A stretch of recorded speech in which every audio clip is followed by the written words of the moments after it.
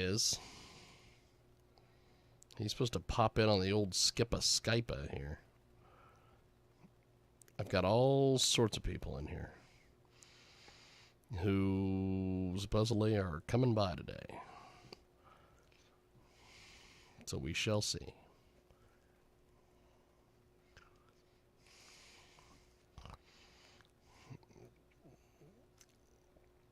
We shall see. Supposed to have Patrick Palmer at 1 o'clock Central.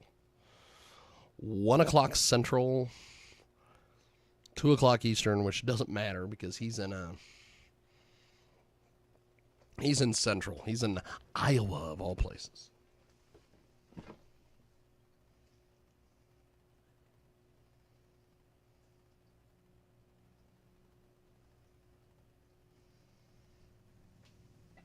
Okay, made those adjustments.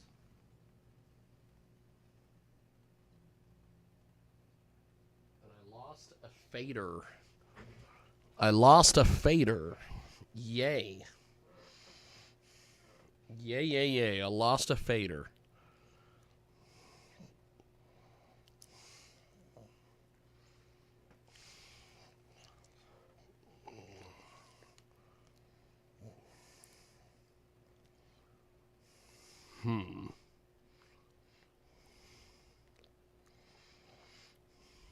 Where is my... I know what I'll do. I'll do like I did the other day. I'll do like I did the other day where I go in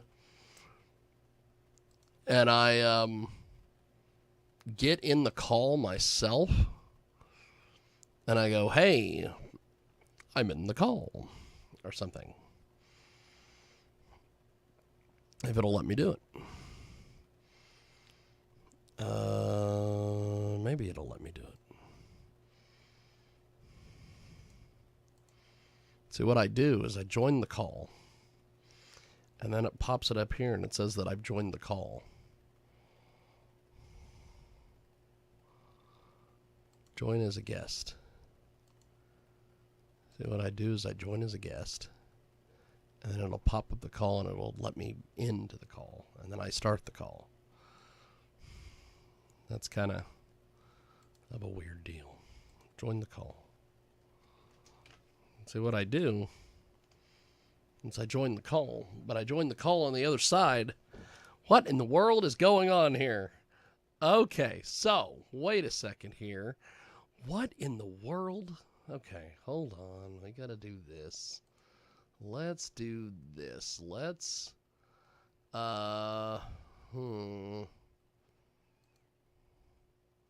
remove Patrick, remove me. Start the new call. What in the world?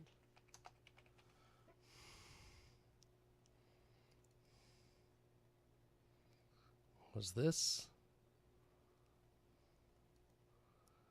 Okay. I don't know what I'm doing here. That's obvious. That is obvious. Join the call.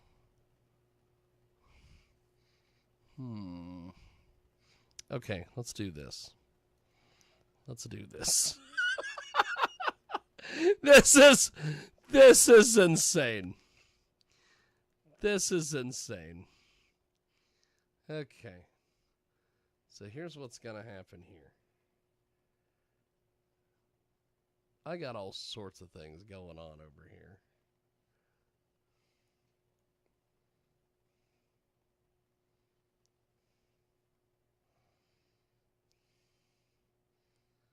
Okay, so here's what's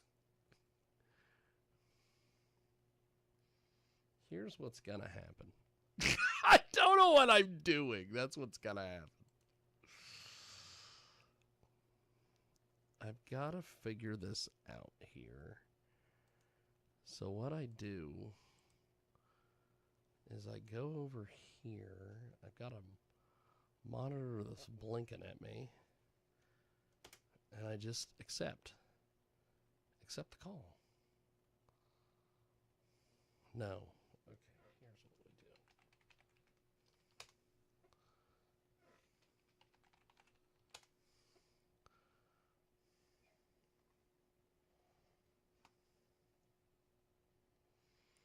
do. Okay. What in the world?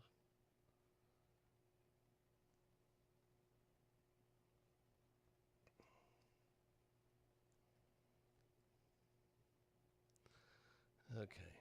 Hold on here. What is basically happening here is I'm having a technical difficulty. Because I have a monitor that is blinking at me.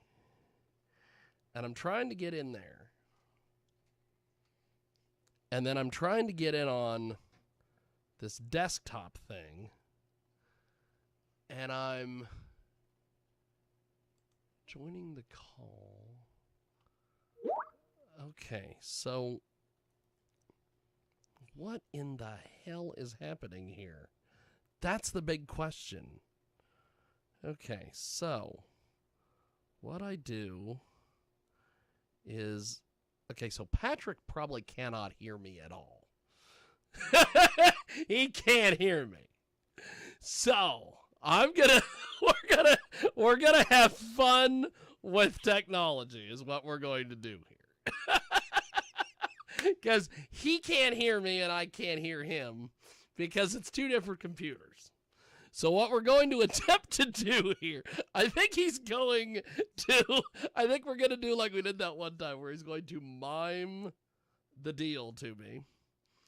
So, okay, so what in the world? So here's what we're going to do.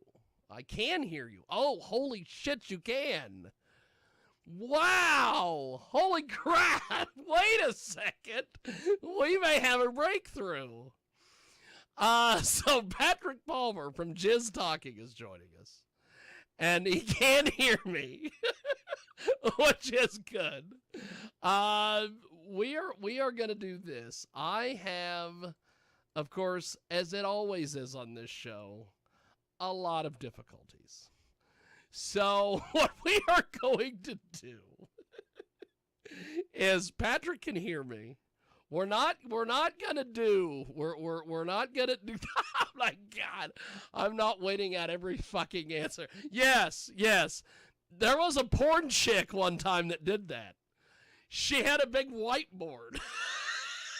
She wrote out the answers. We're not doing that here. I am not putting Patrick Palmer through that. We are gonna do this. I'm gonna reboot Skype. And hopefully when I come back, he'll be able to see me, hear me, all the stuff, and I'll be able to do the same. So we're going to do this. We're going to fix this somehow.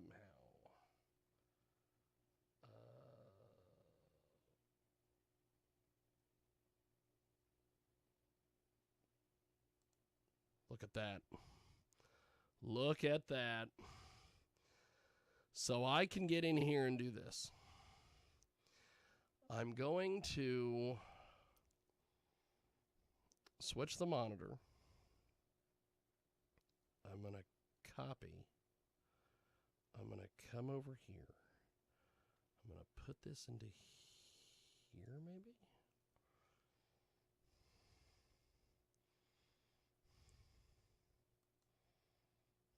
I'm going to do this.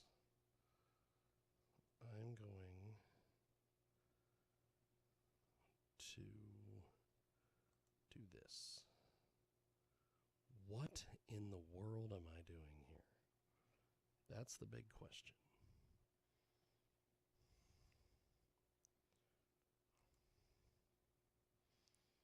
So, here's what I'm going to do. I'm going to do this. I'm going to leave the meeting. Here's how we're going to do this. I'm going to leave the meeting. Leave the meeting.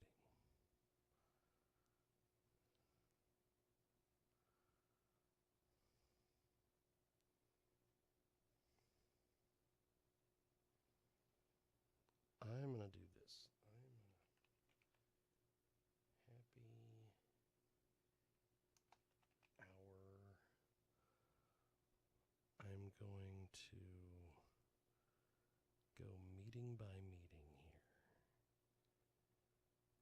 This is insane, is what this is. This is insane, is what is basically happening here.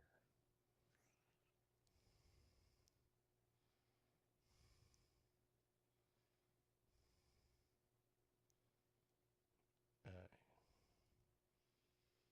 Here's what's happening. I literally have no clue what I'm doing. That is obvious. As anyone who is paying attention to me knows, that is obvious. So I'm going to do this. I'm going to go over here, if I can find it.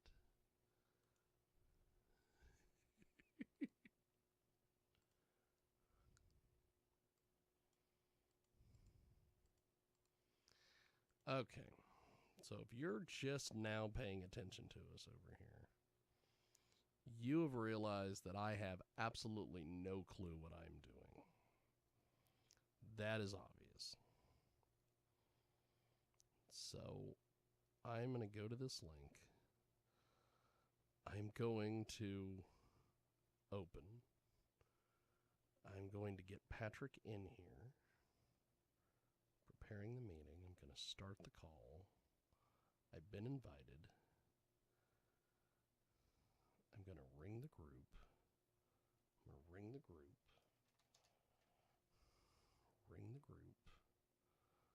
So, what we are going to attempt to do here is I'm going to bring Patrick back into the conversation, which...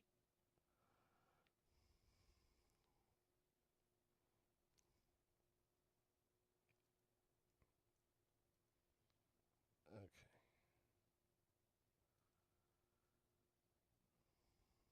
And I'm going to go ahead and add Giovanni to the mix. And we're going to see what happens.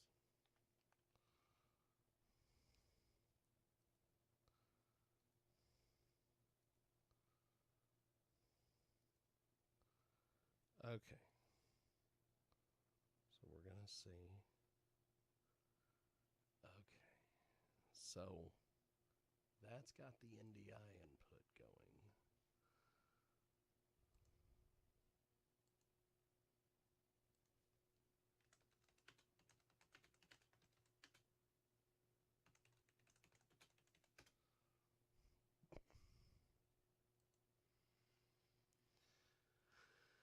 Okay, so that was all sorts of fun.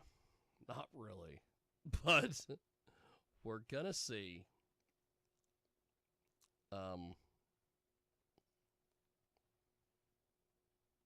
To think this is the show. To think this is the show.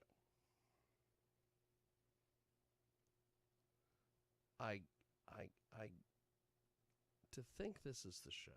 I just don't get this. I just don't get this. Let's do this. Let's invite.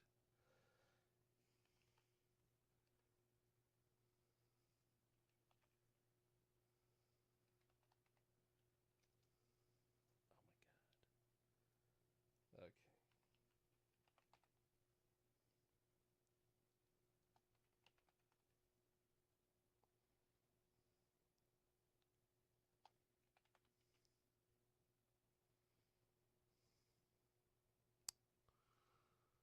What in the world is happening here? Waiting for others to join. Why did that happen? I don't know why that happened. This is a very old link, I believe.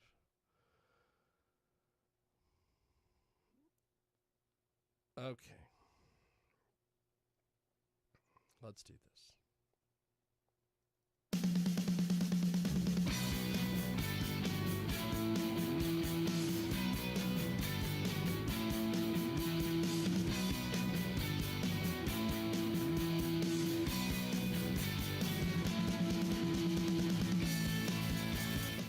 That's not going to work. Okay, it says you are waiting for me to join.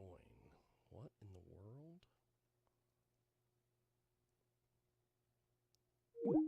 Okay, join the call. Let's join the call. Join the call. Ringing. Oh my God, Betty, get down.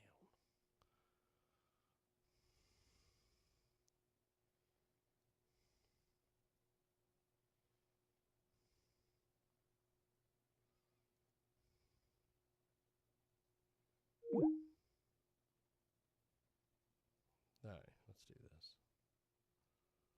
Let's quit Skype. Let's go get Skype. Oh my God. It would be funny if it wasn't just so sad. This is what it's all become for me. This is what it's all become for me, is craziness. And now it's going to prepare to install Skype. Oh my God. Oh my God. What a deal. Okay. This is why people do Zoom. I'm convinced this is why people do Zoom. Because Skype is such an issue. Skype is a Microsoft product, whereas Zoom is a Chinese product. And I don't use Chinese products, as they say. All right, so now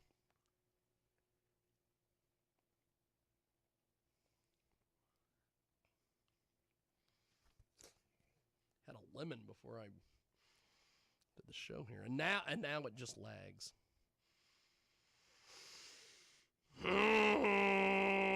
Now it just lags. Let's see if maybe this fixes it. Will this fix it? Let's see if this fixes it. I don't know. We'll see what happens. There we are. Okay, I think I've got Patrick Palmer. I think I finally got him because of my issues on my end, which is always how it works. Pat, this is why Pat uses Zoom on his show. Patrick Palmer, how are you, sir? Good. Can you hear me okay? I've got you, baby. We're rocking and rolling now. Patrick Palmer, of course, is from Jizz Talking, because we're just Jizz Talking. And each and every Sunday night, he does Jizz Talking live, as the Des would say. And then he is also on YouTube and TikTok, of all places. TikTok.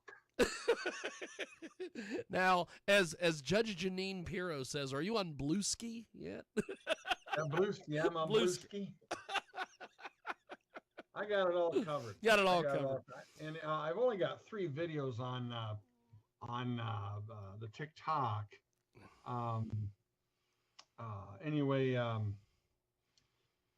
So I just want to reserve my name. That's all I want to do.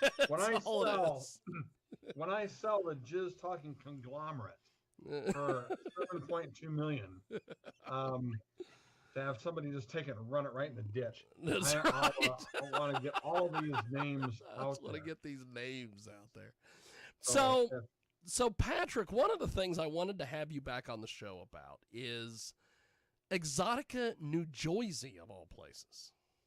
This is I had a gal do a TikTok graphic for me. So when I start my videos, this can be starting out as the front bumper, and then there'll be a back bumper at the same time. Look at that. Yeah. So what did you think of New Jersey Exotica? Well, from what I had heard to what I saw, may have been 2 different things.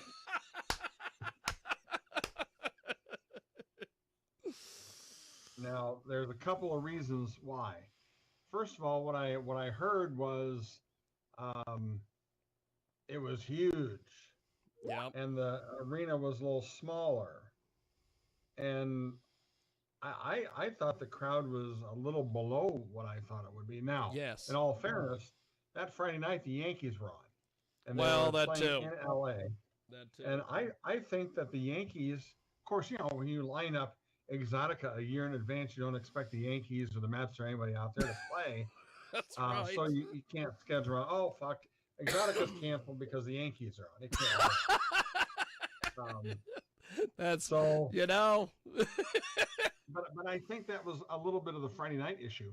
Saturday, the crowd really got big about 4 to 6, and then it kind of shrunk a little bit because again the Yankees were playing that night, and it was busier on Sunday than what I was used to. But yes, the event I was at before New Jersey was Miami, and on Sunday they were playing volleyball with balloons and stuff in the aisles. So there wasn't a whole lot of people around, but no, I had a good time. I got to see everything I wanted to see. I went on Saturday. I went up to Chiller Theater. Bob and I went up to Chiller Theater. That's awesome. That morning and met a couple of celebrities up there at Chiller. And that's the only reason. That was the whole thing I said was I'm not going to go to New Jersey unless Chiller Theater is the same weekend and I can do both. And now I've done both. And that's awesome. I don't need to go to either one again. I don't need to go to either one of them again. We have got Patrick Palmer with us today from Jizz Talking. A little bit later on, we're going to have Dr. Monique on. So she is going to give us her Exotica experience as well. And hey, maybe it's different from Patrick's, but I think it's probably going to be the same. And the same gang was there. I noticed a little bit of, I can't say that. I know, again, Chicago and it's April and everybody's fresh and it's a new year and it's cool and everybody's getting together after not seeing each other for 4 or 5 months. Now those who went to Miami, they saw each other again. And then now who went to New Jersey, they're tired of everybody's shit. Is what and so I just saw a little bit of just ho-humness of, this is my 3rd one of the year. Yeah, I'll never go to 3 again because I don't want to get burned out, and neither do you. Yeah. I mean, you say, maybe I ought to go to Miami. Don't risk the burnout of it. Yeah, there is at one point, this was like probably 5 years ago, I wanted to go to all of them, take 1 year and go to all of them, and then as I started seeing things and hearing things, I'm like, no, never go to all of them. I don't know how Lorenzo, Casey Carter, and Sean Elliott and all these people, how do they do all those? Now, Sean's not going to D.C. this year, but Lorenzo and Casey will be. Okay. But I'm sure attendance will fall off there. But anyway, I said for the first thing, I'm not going to go to D.C. after the election. That'd be the first thing I would not do, that too. especially depending on who won. Yes. And next of all, it's too close to Christmas. Then they're going to have something in Dallas. Oh, yes. I mean, these people don't have families if they're doing that shit. Yeah, that's Dallas Sexpo or whatever. Their kids have already been taken away from them. Well, you know what's funny is we both know someone that's happened to. Yeah, well, I doubt she'll be there anyway. So Patrick, what did you think of just the whole, Exotica experience in New Jersey compared to Chicago? One of the things that I thought was kind of strange the first year that last year when we went to New Jersey the first time, I'm so used to Chicago where you pop across the street from the hotel and you're at the building. And this, you're, now if Giovanni's driving, he's driving 100 miles an hour, we get there in 5 minutes. But most normal people get there in about 10, 20 minutes or so from the hotel, depending on traffic. What did you think about the different expos, as far as the buildings and everything experience type thing? The handiest is Miami. You don't even have to walk a block. You walk through a mall and you're there. Oh, really? Hotel, through a mall. If you're James Bartolet, you speak what I call makeshift Spanish to the employees at the Mexican restaurant. ¿Cómo está, mi amigo? And that's about all he knows. And, makeshift Spanish. That is amazing. So, and then you're there. The other way, if you want to go outside the hotel, you just walk around, and you just walk around the side of a building, and then you're there. Nice thing about Miami, there's not a whole lot of people there. You're in, you're out. As a matter of fact, my wife had tickets to free ladies night on Friday, and she got in just a general admission line before a lot of people got in with their VIP passes. The nice thing about Miami is they have a VIP lounge. Air conditioning is great. You can sit on your ass in an enclosure. They have a stage there, some dancers up there. You get some DJ playing music that I don't listen to. You have the $17 drinks, and then of course, but you could actually interview somebody in there if you felt like it, if you wanted to. Wow. The DJ music isn't that loud, so that's a really good thing at Miami. I did at New Jersey like they had for Violet Myers. They had the carpet with the lines on it. That's so you cool. could stand in line, and that had that line that goes clear through the building like Chicago.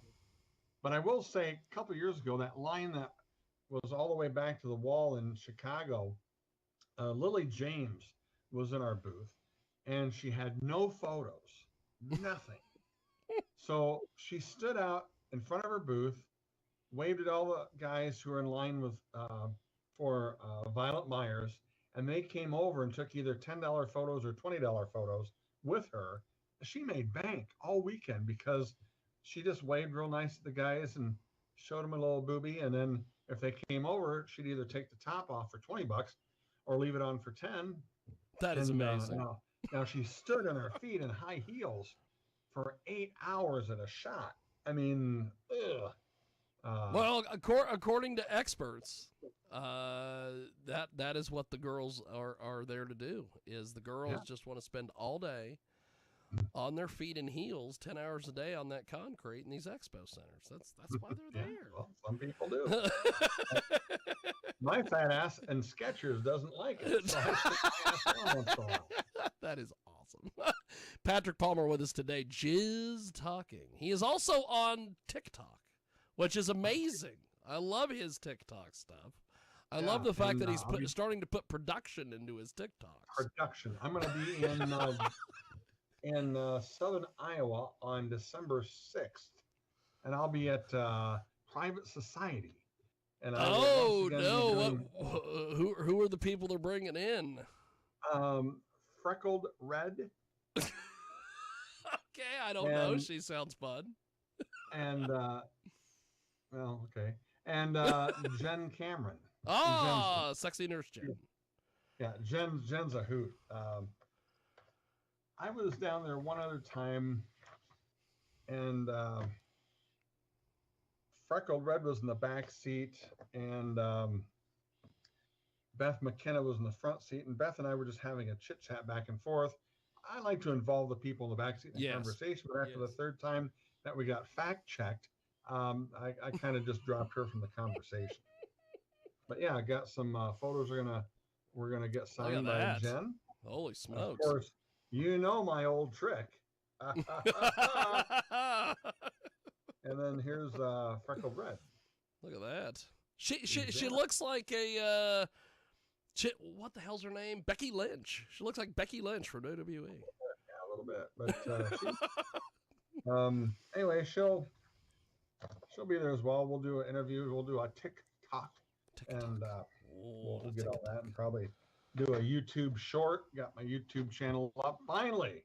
Yes. It's really paying off. I made $112 this week. Look at that, baby. That is amazing. It only took a couple of years to get it done. So they don't pay until you hit $100. So it's like I was at like $87.50 for a long time, and finally I got that. You know, I worked with a web. I guess she would be a webcam girl, and there's a threshold on ManyVids, and she wasn't able to hit it for several months, and she just sent me a messages about, should I just put out tweets begging people to buy 2 videos so I can hit my deal? I'm like, don't do that. Just promote your stuff. Yeah, no, I have tried to whore myself out like that. It just doesn't work. It doesn't work. So Patrick, with the Exotica in New Jersey, what kind of one of the things that we find when we go out in Chicago is customer service is fantastic. However, customer service in New Jersey this year was horrible. Did you run into this? I think that, and being that we're both from the Midwest, Yes. we are used to Midwest nice. Yes. Yes. Bob and I drove in New Jersey. Fuck that noise. I'll let an Uber take me anywhere because anyway, I just think it's the temperament of the East Coast. Yes. I just kind of wrote it off as that. Oh, yeah, I got your spumoli, that type of thing. Like, whatever. Yeah. I thought it was good. The only thing I would change, and I'm not on the board of directors or anything like that, so don't ask me. But anyway, that That's night, awesome. that opening night that we were there, that little mixer. Yes. They don't need to distract it with a one-man band. Literally and figuratively. The entertainment value of just me and you and them and us and we and everybody together mixing around. Yeah. That's the entertainment. They don't need to. They could save their $250 or however much that guy costs from playing it, or else have karaoke to make it interactive. That too. That Yeah. or one of the things that they did one year at an Exotica in Chicago was they had a DJ, but the DJ didn't play the music as loud as humanly possible. Yeah. And I'm like, this is nice. It's a DJ's just level so you hanging can talk. around. People are talking, having a good time. But of course, when I got the cool thing was I got to finally land where I landed, and from the Mason City Airport, which is 30 miles north, yeah, to New Jersey was $256, and that was just cheap. And now I find out the flight from Mason City to Washington D.C. for Exotica is $244, but I'm not going. Wow. But anyway, it was cheap, and then so I got to the airport, Newark Airport, and the first person I run into, because I'm gonna take a Lyft to go to the hotel. I use Lyft because I get Hilton points on it. So that's awesome. Points, that's and awesome. then in Chicago, I can get a little discount on the room. But the first person I run into was Kiki Dare, and I said, Kiki, you looking for a ride to the hotel? Yeah, great. So anyway, I said, hop in, we're going. And so anyway, we went. She says, but I'm not in the same hotel you are. So I tell you what, I'll add us as a stop at my hotel. And I said, it'll take you another mile or two down the road to your hotel. Not a problem. I said, I'll hit you up for a free autograph at the show. Great. And so anyway, did that, and it was $87, but that's part of the deal. I couldn't have walked it for less. By the way, one of the things that me and Patrick Palmer from Jizz Talking are always into is celebrity stories. And apparently Chuck Woolery has died at 83. Yes. He became a crazy conservative later in his years. And he said some really mean things to people. And, yes. and, somebody on my post says, "Well, that's one less MAGA vote." And I said, "No, Jesus. that's kind of cruel." Until then, I remember what Chuck Woolery said to some people. And it wasn't he'd be back in 2 and 2. But anyway, that's right. But so Patrick, with one of the things I liked about, and especially after I found out what we ended up pulling on everyone, which was even more entertaining. But one of the things I liked about the Exotica in New Jersey is they had this giant scoreboard that was running their Twitter feed. And apparently, at one point, because we had a whole bunch of people tweeting things from the content rooms and from the booth, we dominated Exotica's feed. So I was terribly appreciative of that wall. But They don't have anything like that in Chicago. I never saw it in New Jersey. Where was it? Apparently back by some wall somewhere, because I started getting all these screenshots from people going, hey, all of our stuff's on the Exotica feed. And I'm like, what? And then Tadpole see me in the hallway at one point, and he's like, you know something? He goes, whatever the hell you're doing, keep doing it. Because all I seen was your shit. I'm like, okay. And Tadpole, such a great guy. I yes. mean, of anybody who deserves a medal is that guy. I mean, and the quality of gals he had this year at his booth, I mean, that's going straight on. I'm not discounting what he's had before. Yeah. But he's moving on up. He's got some people. He's definitely making it happen. So who were some of the people that you ran into that maybe you don't run into in Chicago, or did you just see the old gang, as they say? Well, I looked, of course, that Thursday night. I looked for friendly faces. I had one on my shirt. I was wearing Jiggy. Oh, we're gonna get into that. And of course, Sean Elliott strolls in, and then I stayed with Bob. Camera guy Bob, and you see the whole gang, Victoria, and you see Mickey Lynn and Joe, her husband Joe, and Izzy, Victoria's husband Izzy, and of course you introduced me to a whole host of people way over by the bar, and I couldn't remember any of their names. I just called them all Heather, and so. And, at least you didn't do like Hogan and called him brother. Brother. So I just thought all their names are Heather. I'm gonna have to go through a bunch of pictures and play show and tell, because I know they're great gals. Hey, that's fine. We can do that. And Beth McKenna was there, and that was always good to see her. And her wife was there, and that was good to meet her for the first time. I was stunned. I'd be in the lobby, and how many people, hey, you're the Jizz Talking guy. Hey, you're Jizz Talking. And that is cool. And yes. I heard the most out of that. And people want to take pictures with me for a change. It's like, holy that's shit. Awesome. I've been on, all my life, sometimes I've been on the outside looking in on different friendships or social groups or whatever.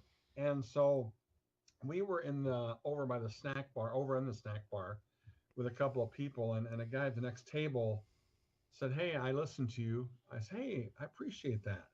And so anyway, another guy was going to come over and have a picture with me, and I said, hey, come here, bring this other guy over. I said, you're in the picture too, you're a listener. And so the three of us had a picture together, and it really meant a lot to him. I could tell it. And a lot of times, even locally, mostly locally, if I go to a restaurant alone, I'm self-employed, so I don't have a Kiwanis to go to, or a Rotary Club, or anything like that. I always usually sit at a table in the restaurant where there's at least 3 other seats. Yeah. And anybody can sit with me. Hell, half the time I'll probably buy their lunch. And, I think that's what it's all about. I told Bob, and I know Bob doesn't really share a lot of the same philosophy on this. I go to Exotica to see my friends. Yes. Now, if my friends happen to have sex for a living, or a sex worker, bonus plan. There you go. In Chicago, our little group, I don't call it a family, let's call it a social group. Our little group, we hang out, we eat breakfast together at about 8:00. Stars join us for breakfast. I mean, Missy Deep, Christy Canyon, Ginger Lynn, you can't go wrong with those people. And so I go to see my friends. And I said, if it was just a porno convention where I didn't really know anybody, like the one in Texas, I'm not going to go to it anyway. But if I didn't know anybody, I wouldn't go. Yeah. But like going down to Private Society, that's a 3-hour drive down there. Yeah. And if some of my friends are going to be there, hell, I want to see some of my friends. Well, yeah. And so to me, it's a friend thing. It's a social thing. And being, like I said, being self-employed, you don't have a Kiwanis club. You may not have a employee Christmas party to go to. I go to my wife's, and I've actually been to her Christmas parties more than she has, because she was sick a couple times, and they said, well, just tell Pat to come along. So anyway, go to her Christmas parties. Anyway, but to me, it's a social event. It's a fun event. And Yep. when it stops being fun, I'm going to stop going. That's why cutting it back to just Chicago every year for me is just what I'm going to do. Yeah, yeah. You know, I know that we've had all sorts of people off of that New Jersey trip. They're like, "You going to AVN?" And I'm like, even though it's back at the Hard Rock, I don't know. Like, if I do, it's going to be 2 days max. Yeah. It's going to get some interviews and leave. That's going to be about it. And until they move the X3 somewhere else, I'll never go back to that. Yeah. Because it's too close to, it's the wrong facility. But yeah. But no, I liked the hotel staff was okay. Of course, Bob knows all these people, so that's amazing. He knew Guillermo and Consuelo and all the people that were working in the restaurant, you know, and so he knew all those people and was friendly with them. They were friendly to us. But there is a difference between a free buffet in Chicago for breakfast and one for $24.99 in New Jersey. Yes. So, and then one day I thought, well, not hungry for anything downstairs. Got back late, so ordered DoorDash or Uber Eats, I guess. Uber Eats, that was a $70 bill for a couple of sandwiches, but like, oh, well, you pay it. So, you know, but last weekend we did a I guess you would say a birthday party. It was more of a swingers party, but whatever. And in Kansas City, and the guy that we were throwing it at his Airbnb, he's like, I'm gonna call KFC and I'm gonna get us some food. So he spends like $70. We never got the food. An hour later, he calls them up. He goes, "What's going on?" And they go, "Well, we've had several Dashers here." Well, apparently, what happened is one of the guys, the first guy, got the food, never marked it picked up, and then I guess just went home. Yeah, that's what happened to me. So I had to, an Uber Eats, you have to give them a confirmation code. Well, yeah. You give him the confirmation code face to face, and I didn't, and I gave it to him ahead of time. Then he just left the sandwiches downstairs, and I'm like walking around going, "Hey, did anybody see that Uber Eats guy?" And finally, the lady at the front desk says, "Yeah, he left. Some guy just left something here." I walked over. "Oh, Patrick. Okay, that's me." So anyway, I guess I'm taking it. Go upstairs. Yeah, glad the lobby wasn't packed. I'd have never gotten it. But Jesus. Anyway, So, okay, one of the biggest things that happened to me that weekend, well, but besides the fact that we dominated the Twitter feed at Exotica, which apparently Exotica decided afterwards, we probably need to follow all these accounts for some reason. I get these Exotica's now following you on this account. Exotica's following, I'm like, uh-oh. We did something bad. No. But the T-shirt. This was the greatest thing. You show up at this mixer, and you're like, "When are you gonna be there?" And I'm like telling you, "Well, I'll be down there." Blah blah blah. And for whatever reason, we had our own mixer in the content room before we went down there. So when we showed up, there was like 70 of us going to this mixer. And all of a sudden, you stand up the minute you see me, and you've got this shirt on. What in the hell motivated you to do this? I thought this was the greatest thing I've ever seen. I had all sorts of people telling me, "Holy crap, that is amazing." And I just was flattered by the fact that you and I have been friends for a long time, and you felt like, I need to put this guy over anymore. More than he's already over. I just thought, I just thought, I saw this, I'd gotten I don't know what happened to it. I loved this. We've got pictures of it all over my social media. So I ordered this shirt one day. Oh, wow. Just talking shirts. Yeah. And I was having girls model it. And that's amazing. I've got a bunch of pictures. I just don't know what to do with them yet. Anyway, so I got these pictures of people wearing these shirts. So anyway, I get on this website. I got to reorder because somebody wants to buy one. I was like, okay, whatever. Then you're over when people want to buy your merch. Yeah. And people, I saw this thing where you could actually put I had some examples on the sides of what other people did, and some AI images were on there. I said, wait, here's what I'm going to do is I'm going to get a picture of Jiggy on the front and the back, and just kind of, um, you know, give him some shit. You know, it wasn't really like giving you shit. It was Well, yeah. more like putting over. But like I put that, and the only person I told was Bob. I mean, oh yeah, and Bob will keep a secret until he goes to his grave. So he was probably the smartest guy to tell. Yeah, and my wife says that looks silly. But you know, the thing about it was $16. And of course, I ordered the thing super large because I'd gotten one before of those shirts that was supposed to be an adult large and it come like a child small. And so I wanted to order big, and being from China, the first thing I was buttoning up, I broke a button off the damn thing, but it didn't really. But anyway, it served its purpose. I had a lot of people taking pictures with me. Let's take a picture of you in your Jiggy shirt, and then they're taking a picture of the back of the shirt because you were in the back.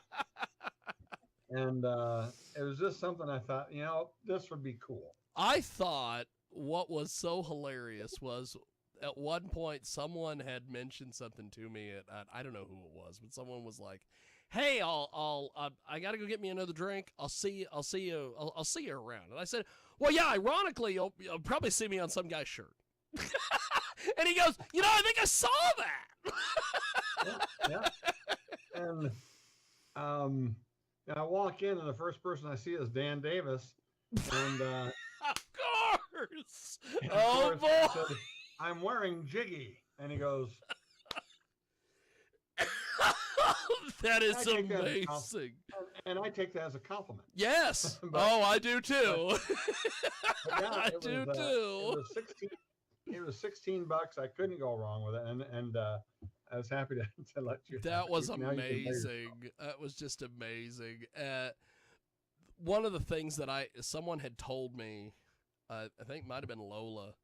She's like, you know, that was so cool that Patrick did that. She's like, he needs to just pick some random porn person out and do it at one of these. And I said, that could be a trend. He could wear the shirt at the mixer. Well, I saw it on a Facebook video. Oh yeah, where a guy put a picture of a lady that's the checkout clerk at the grocery store on her shirt, and then would go through the line and she, what, you know, and so I kind of got the idea from that too. But what I had found funny was the amount of people I'd convinced that I bought that shirt at Walmart for $20 right off the shelf. You know, that's your old line you use at these autograph conventions and stuff when you're talking to the wrestlers or the celebrities.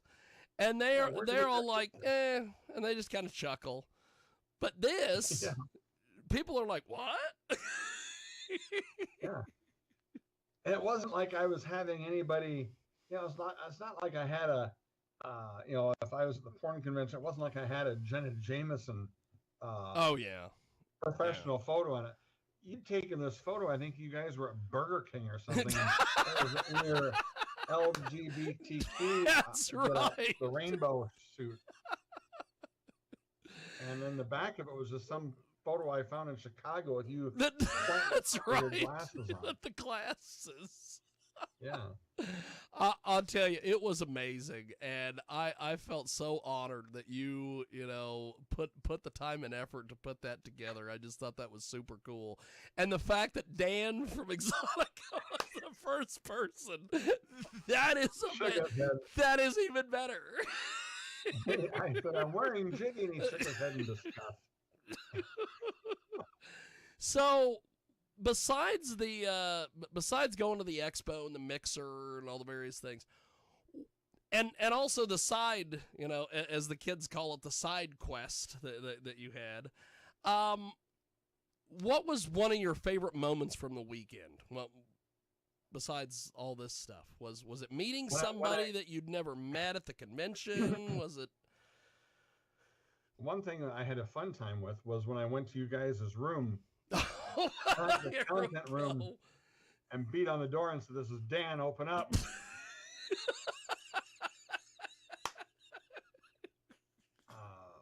I did have kind of a run-in, and it didn't have to be that way. I Oh don't God. know where somebody got twisted on this whole thing with Lisa Ann, and I feel bad. Uh, Um, but I had a request from a guy yeah. who wanted one of Lisa Ann's wine bottles, Yeah. but he didn't want it sent through the mail with wine in it for a couple different reasons. I wasn't comfortable doing that because I don't know the laws on reselling wine and sending it through the mail. That's kind of a deal. Well, yeah. So anyway, I said he wanted an empty bottle just signed by her. And boy, that was the wrong thing to ask her about because she Which informed is me so that she is a stupid. winemaker, not a bottle Okay. seller. And so I said, like, well, don't you like have any empty bottles that you already drank the wine out of? You tell your friend that he's a fucking cheapskate.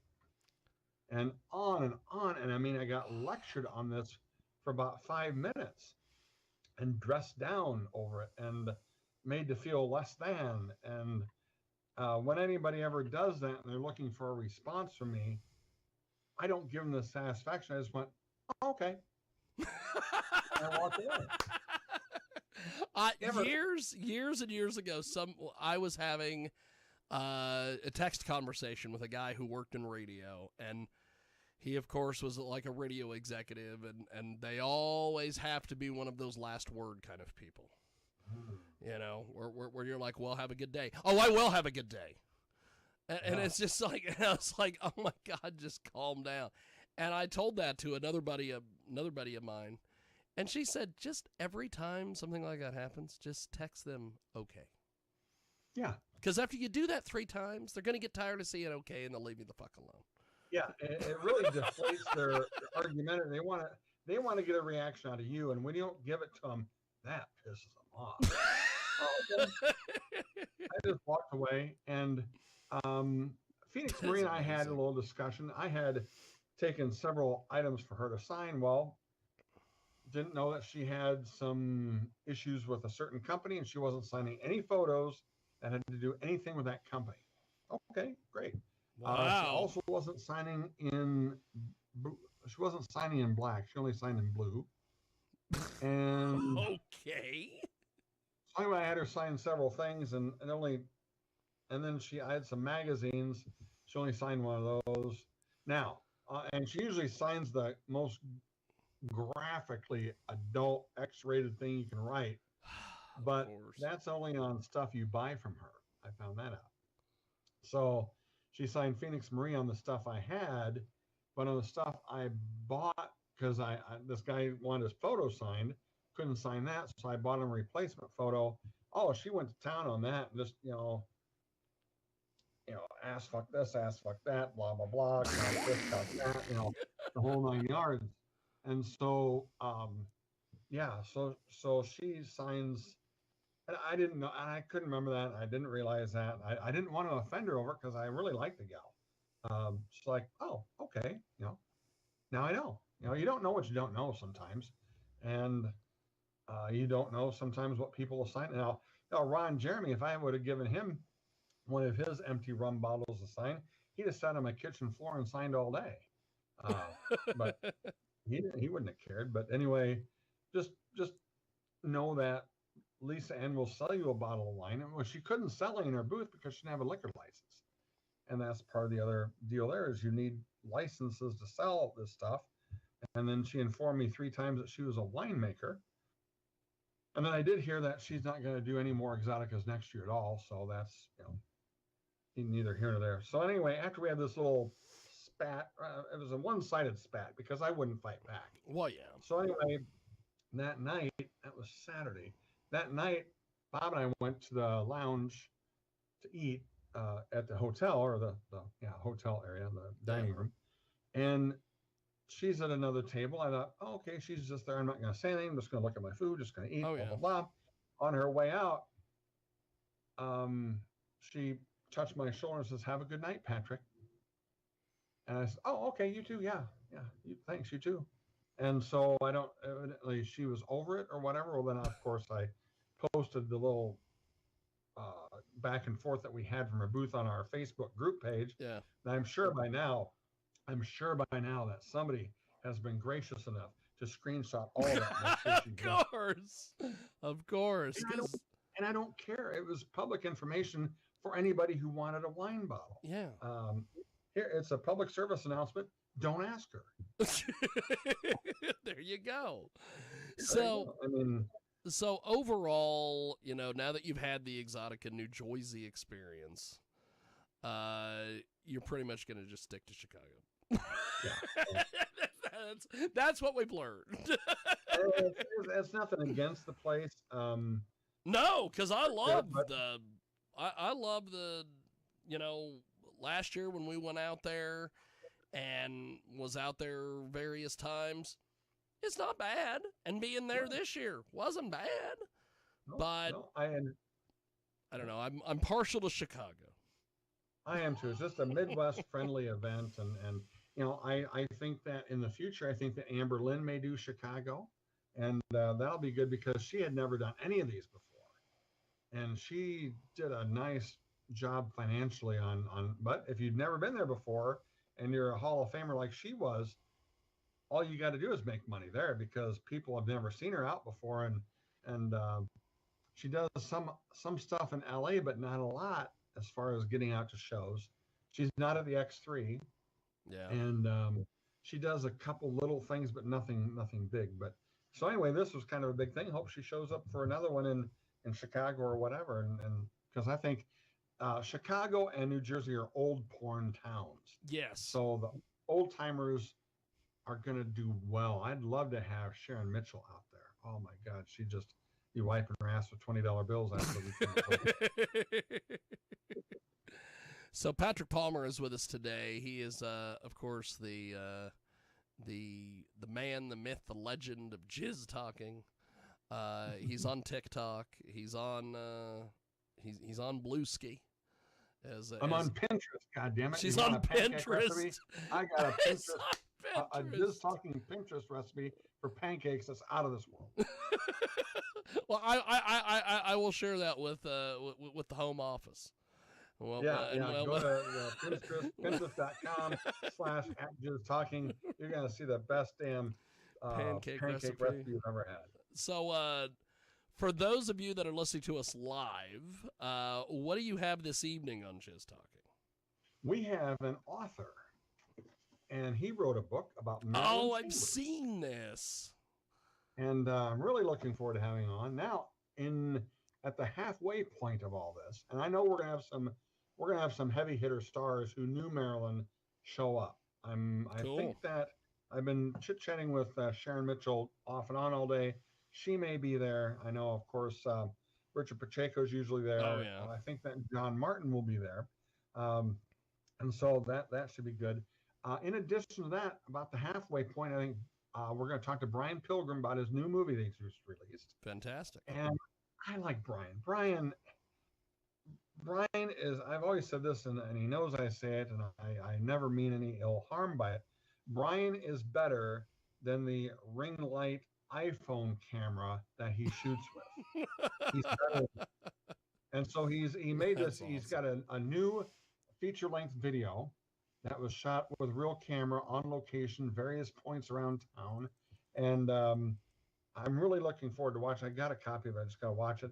But he's going to join us about the halfway point, and we're going to talk about that movie for a little bit. And he's also bought the book Pure, and he'll be talking about what he's read about Marilyn Chambers as well. Awesome. So I look forward to him to be there in kind of a dual role. So, well, Jizz Talking, of course, on YouTube, TikTok, all the various places. Patrick, it's been an honor and a privilege once again to chat with you, my friend.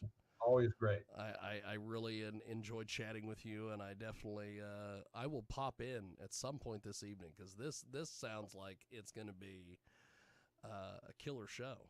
So thank you for putting it together. I've been on all sorts of depression pills because I haven't seen Giovanni on Facebook. That's right. They nuked his account, and I keep telling him, just go get another one. That's how this works.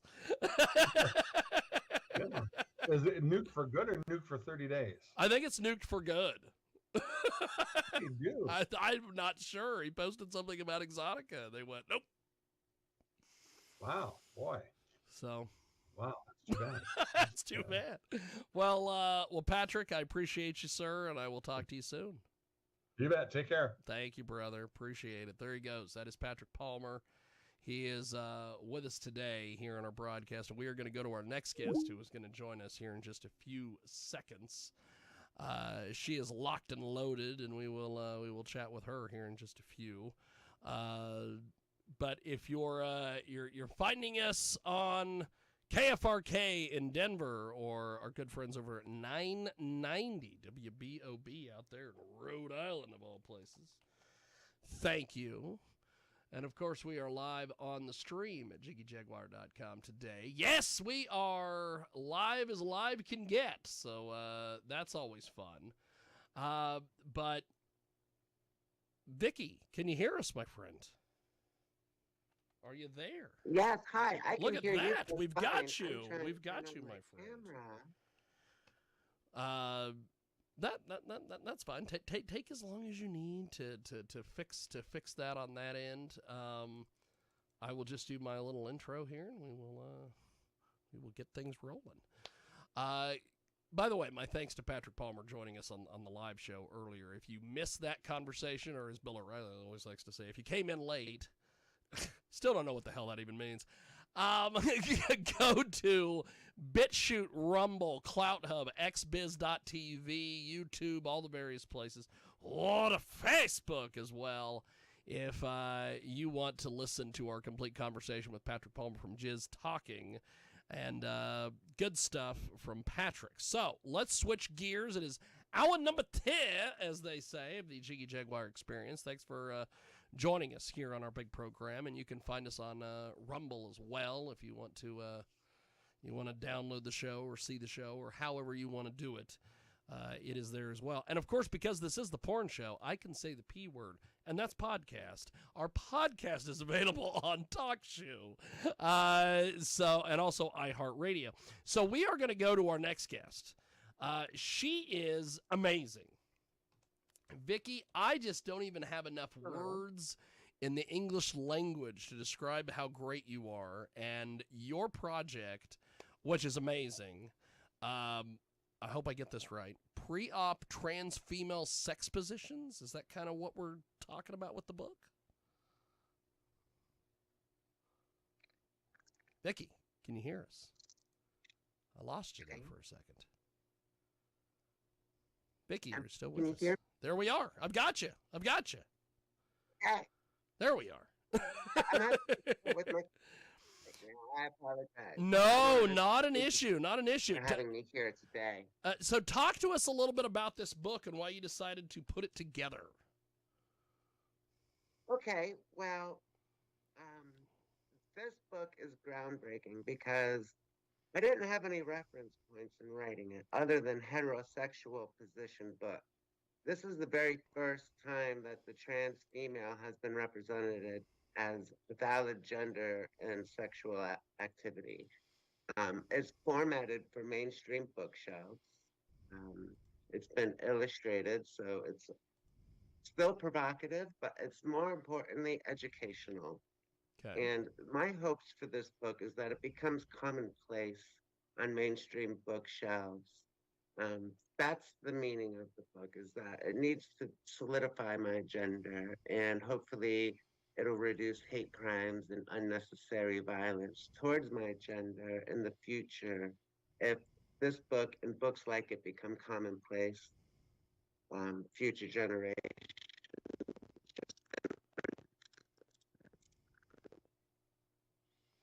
So we have got a great guest with us today. She joins us live here in our broadcast. Vicky Vine is with us. She has a fantastic new book, and she joins us today here on our big broadcast. And basically, this is the first publication of its kind. It is just such a tremendous book. Pre-op trans female sex positions. This book is amazing. So why did you decide to write this book? Okay, well, the thought of this book came to me because I'm a survivor of a very brutal hate crime that was intended to end my life. Wow. And in my trauma and trying to navigate facts, I adapted and overcame. I learned to accept my disabilities, but turn them into a beacon of light and hope for others who have suffered and survived such hate crimes as myself. And with that train of thought, I realized that the reason this person tried to kill me is because there's a lack of education. There's a huge gap between my identity, that's a valid gender, and mainstream society because we have been unfairly labeled a sexual taboo. And I'm hoping with more publications like my book and the several more books that I will be writing in the future, I'm happy to announce that volume 2 of pre-op sex positions is on its way. Um, so with being a survivor of a brutal hate crime, I realize it's the lack of education. This person hated me because he didn't understand. And that's all Yep. too common in society today is that it's easier to hate something than rather learn about something that you don't understand or it just doesn't rhyme with you, right? Yep. Yep. We have got a great guest with us today. Vicki Bine is with us. She has a tremendous, tremendous new book. And one of the things that I love about your book is that it's very detailed. You go into a lot of detail. Talk to us a little bit about that process of putting that together with this book.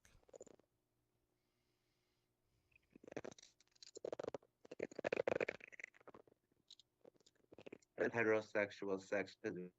Uh-oh, we lost her. Okay, let's do this. Let's get her back. We're going to get her back in here. See if we can get her back in here. I don't know. Skype's having all sorts of fun today. Or we're having all sorts of fun with Skype. I don't know which. We're going to see if we can get her back in here. According to Skype, Vicki is unavailable, which is fun because I just got done talking to her. There we go. Hi. I think we've got Vicki back with us. So go ahead and finish up where you left off there, my friend.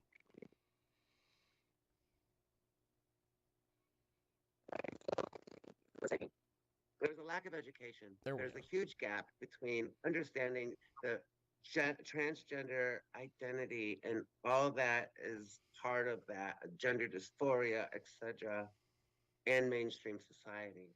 So I'm not sure if it's the human condition or if people are just taught to hate what they don't understand rather than learn about it, right? Yep. So that's where I realized that if there was a book that properly represented my gender identity, then perhaps I can prevent someone else from having to experience such a hurtful, traumatic hate crime like myself.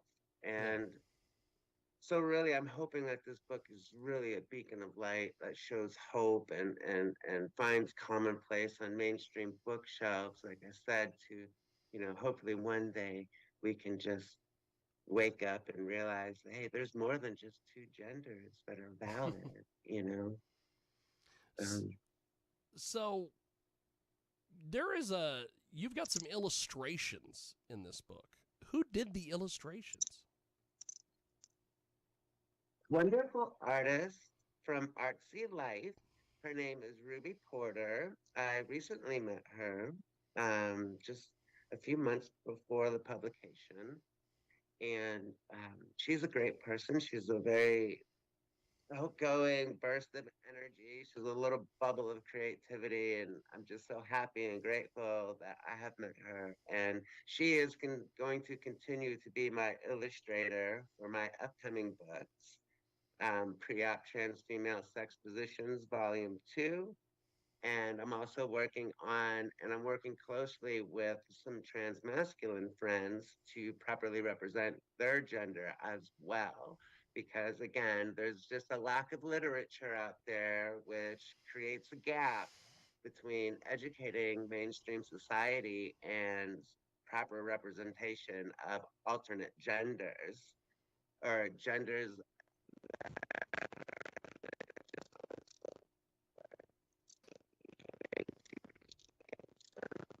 We've got a great guest with us today. Vicki Vine joins us here in our broadcast. We're talking a little bit about Pre-Op Trans Female Sex Positions, which is the first of its kind publication. It represents the pre-op trans female identity as valid, sexually active gender, and it is an incredible, incredible book. How do people get the book, Vicki?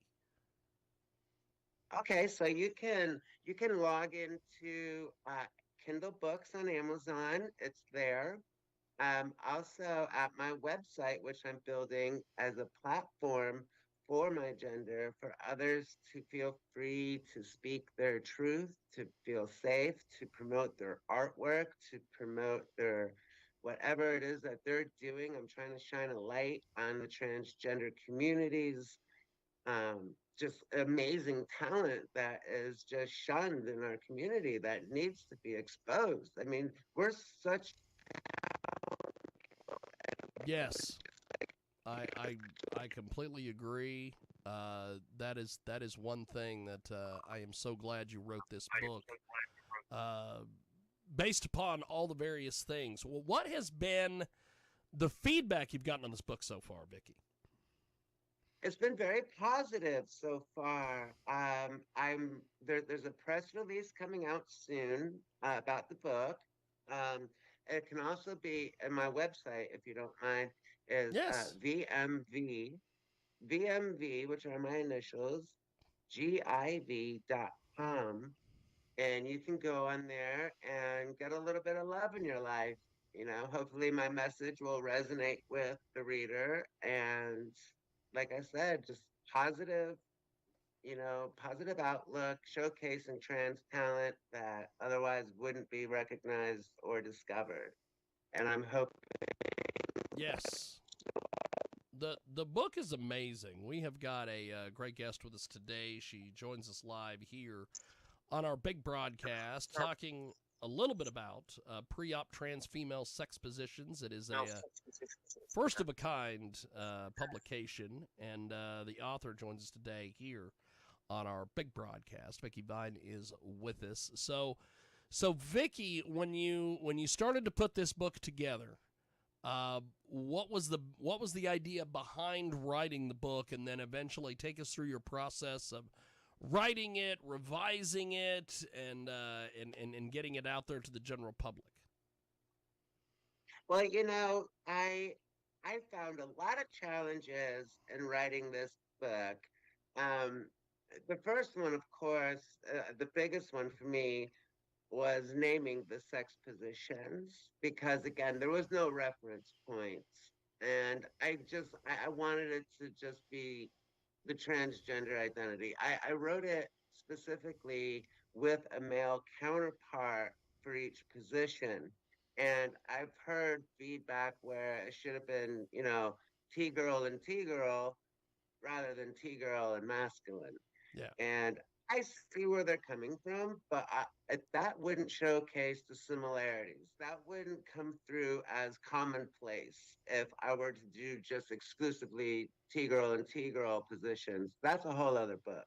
Yeah. What I want to do by having a masculine counterpart with the trans female is to showcase similarities. And I believe that's the way it could be done. So essentially, I took the sexual taboo label and I put a positive.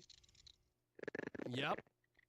And that's the one thing I like about the book, Vicki, is that you put a positive spin on this to where, the reader or whomever is getting a hold of the book, it's all positive, none of it's negative. Talk to us a little bit about that. Yeah, so I think it's important that trans individuals recognize that we are all appointed ambassadors to our community, because we're such a small global populace that we need to be, right? Yes. And now, hormones are tricky. They really are. I mean, you've heard of second puberty, things of the such. And emotions can be difficult to manage because it's like brand new. Like I've never been in this situation. Yep. Yep. Never new situations and all that. And that we recognize that our actions in public with mainstream society um, reflect on all of us. So having a positive, I know it's extremely difficult to stay positive all the time, especially in certain Yes. situations. And that's when breathing really comes in hand. But it's important that we all recognize that we are truly an ambassador to our community, and every interaction we have, whether we like it or not, is being held against every one of us, especially in today's climate, politically and in this nation. There's such separation, and more important now than ever that we showcase a positive spin on our community and we showcase commonalities that we are just another gender. We're here, we're valid, we're not going anywhere. We've been around longer than what the media likes to portray. It's like all of a sudden the transgender community hit the spotlight when a governor, whoever it was in North Carolina, had a problem with us using bathrooms. It's a bathroom. No one's in there for anything except to relieve themselves, right? But it's like ever since 2016, when that happened, it's just snowballed. And it's so much more than just using a bathroom, you know?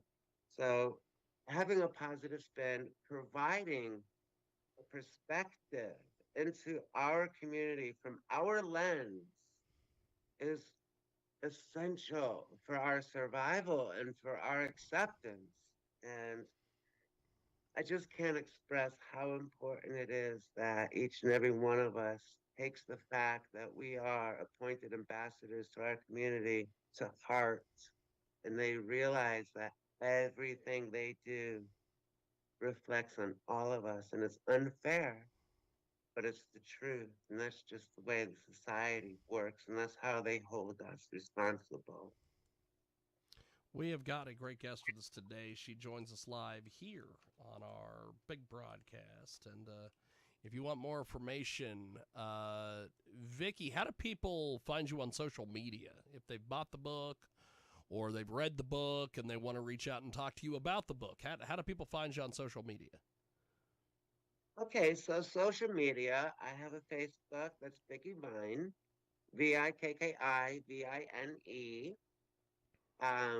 Also, the Transgender Nation, I'm an administrator there.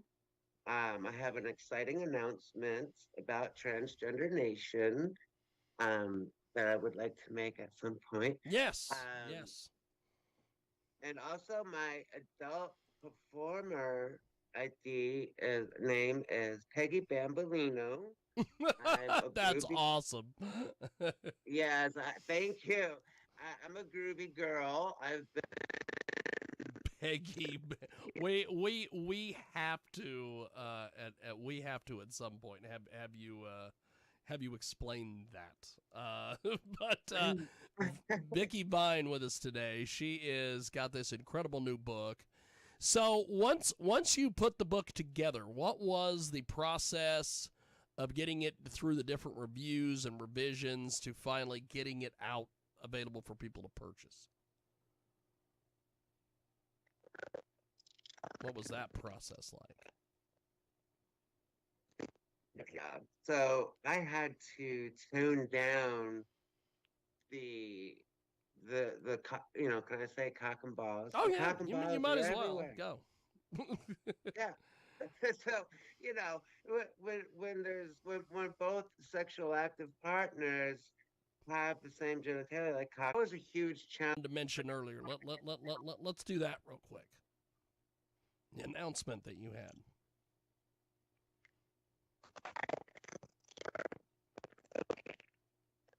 What's happening first?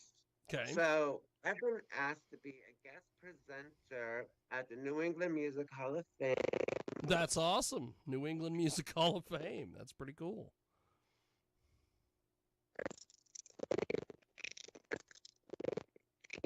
At Vault. Okay. There's going to be a bunch of Tony and Grammy award-winning musicians there. There's going to be a lot of press coverage there. That's very exciting. That's happening very soon. I'd also like to announce that I'm going to be starring in an independent film project produced and directed by award-winning filmmaker Christopher Anino. It's a spin-off series of his first, the first feature silent film in over 85 years called Silent Times that Christopher Anino produced and directed. What we're working on this coming year is a spin-off series of Silent Times. It's a tribute to the great late Benny Hill, Charlie Chaplin, Buster Keaton, Mel Brooks, and Monty Python. Laughter is medicine, and right now we need a lot of comedy. Yes. Yes. That is. You hit that on the head. Wow. Vicki Bine with us today. She is a author. She is a performer. She is joining us today here on our big program. So I got to know the history and everything with this Peggy Bambino. Is that what you said earlier? Bambolino. BABALINO. Okay. What the hell is this name, and how the hell did you get this name? Because this is amazing. Okay, well, I'm a Gen X kid, right? So, Okay. Gen X kids, you grew up in a household, you're either tuned into Roseanne or Married with Children. Yeah. I was a Married with Children kid. So, Peggy, loved her, role model for me. And Bambolina is Italian for princess or baby doll. So I just switched the second A, the O and the second A, switched them around and kind of just made it my own. Bambolino instead of Bambolina. Okay. That is amazing. So we have got a great guest with us today. Vicki Bine joins us here on our big program. And as we wrap up here with you, Vicki, when is your next book going to be coming out? It's going to be coming out early next year. It's going to Okay. be volume 2 of Pre-Op Trans Female Sex Positions. And shortly following that is going to be a representation, the first of its kind, to represent the transmasculine sex positions and properly introduce their gender as well. That is amazing. I'm excited. Vicki, before we let you go, how do people get the current book and get involved with everything you're doing online? Okay, so you can visit me at Transgender Nation on Facebook. It's a group, it's open to the public. It's all Okay. about positivity and uplifting each other in the community. You can go and visit my website at www.vmvgiv.com. You can find me on Twitter at Peggy Bambolino. Let's see. Transgender Nation is going to be a podcast that's going to be airing early next year on Atuza TV. Wow. And let's see what else. Yes, come join me on Transgender Nation. Get to know the community. Get to see a little bit of what we're about. We're about uplifting each other, experiencing life in a positive perspective through a beautiful lens rather than one. Yes. Yes. Well, Vicki, it's been an honor and a privilege. I look forward to having you on when that second book comes out. And I look forward to chatting with you soon. Have yourself a wonderful, wonderful holiday week, my friend. Thank you, Jiggy. You too. I apologize, everyone, for my camera. No. You're good. You're good. Next time. Well, we'll give everybody something to look forward for next time. Thank you, Vicki. Hey, I really wanna appreciate it, say, my friend. I'd like to just say really quick. Yes. You know, beautiful memories are, in fact, a form of currency. So get out there and make them. That's awesome. That's awesome. Well, Vicki, we'll leave it right there. I appreciate it, my friend. We'll talk to you soon. Thank you, Jiggy. Appreciate it, my friend. There she goes. That is Vicky Vine with us today. She joins us live here on our big broadcast. And if you want to get a hold of us online, you can do so over there at jiggyjaguar.com. That is JIGGYJAGUAR.com. And Vicky Vine with us today. So that wraps it up here for this section of our big broadcast. We are going to take a break. When we come back, we've got more coming up. You are listening to the world famous Jiggy Jaguar Experience, live as live can get. We'll be back here in a few moments.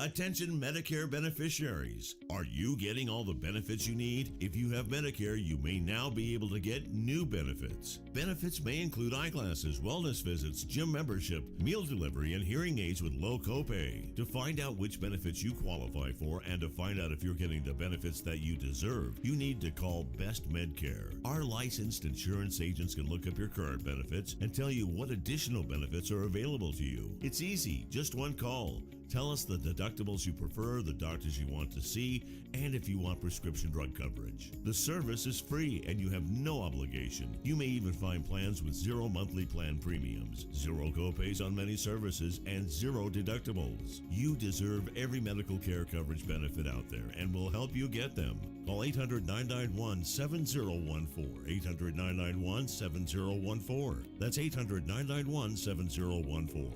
And let Best Medcare do the work for you. If your credit card bills have gotten out of hand, call Consolidated Credit now. If the interest rates on your credit cards are so high, it'll take years to get out of debt. Call Consolidated Credit now. They've helped over 10 million people without destroying your credit. They can reduce your interest rates, lower your total payments up to 50% to get you out of debt fast. For a free consultation, call Consolidated Credit now. The program works. Call 800-435-1899. 800-435-1899. 800-435-1899. Consolidated Credit Solutions Incorporated, 5701 West Sunrise Boulevard, Fort Lauderdale, Florida 33313. Licensed by the New York Department of Financial Services and by the Vermont Department of Financial Regulation. Kansas CSO 0019051. Maryland DM 1492. Oregon DM 892. Licensed by the Virginia State Corporation Commission, license number DC83. Service may adversely affect the individual's credit. Non-payment of debts may lead to additional finance charges or collections activity, including legal action. Actual interest rates, length of program, and monthly payment reductions will vary by consumer and creditor. Yours could be higher or lower. Not a loan company. We do not lend money. How about a little jig in your DNA? This is the Jiggy Jaguar Radio Network. Jiggy Jaguar Radio Network. Jaguar Radio Network. Jaguar Radio Network. If your credit card bills have gotten out of hand, call Consolidated Credit now. If the interest rates on your credit cards are so high, it'll take years to get out of debt. Call Consolidated Credit now. They've helped over 10 million people without destroying your credit. They can reduce your interest rates, lower your total payments up to 50% to get you out of debt fast. For a free consultation, call Consolidated Credit now. The program works. Call 800-786-4109. 800-786-4109. 800-786-4109. Consolidated Credit Solutions Incorporated, 5701 West Sunrise Boulevard, Fort Lauderdale, Florida 33313. Licensed by the New York Department of Financial Services and by the Vermont Department of Financial Regulation. Kansas CSO 0019051. Maryland DM 1492. Oregon DM 892. Licensed by the Virginia State Corporation Commission, license number DC83. Service may adversely affect the individual's credit. Non-payment of debts may lead to additional finance charges or collections activity, including legal action. Actual interest rates, length of program, and monthly payment reductions will vary by consumer and creditor. Yours could be higher or lower. Not a loan company. We do not lend money. If you have ever thought about remodeling your bathroom but were worried it would take too long or cost too much, then stop worrying. Right now, Jacuzzi Bath Remodel has designed a collection of high-quality custom products and perfected the one-day remodeling experience so you can enjoy your new bathroom faster than ever before. It's a worry-free bath remodel from the most trusted brand name in the business, Jacuzzi. A jacuzzi bath system fits in your existing tub space. It's a no-mess installation with an amazing style selection, factory-certified installers, and a limited lifetime warranty. Call 800-763-8517. That's 800-763-8517 right now and get 50% off installations with no interest and no payments for 12 months.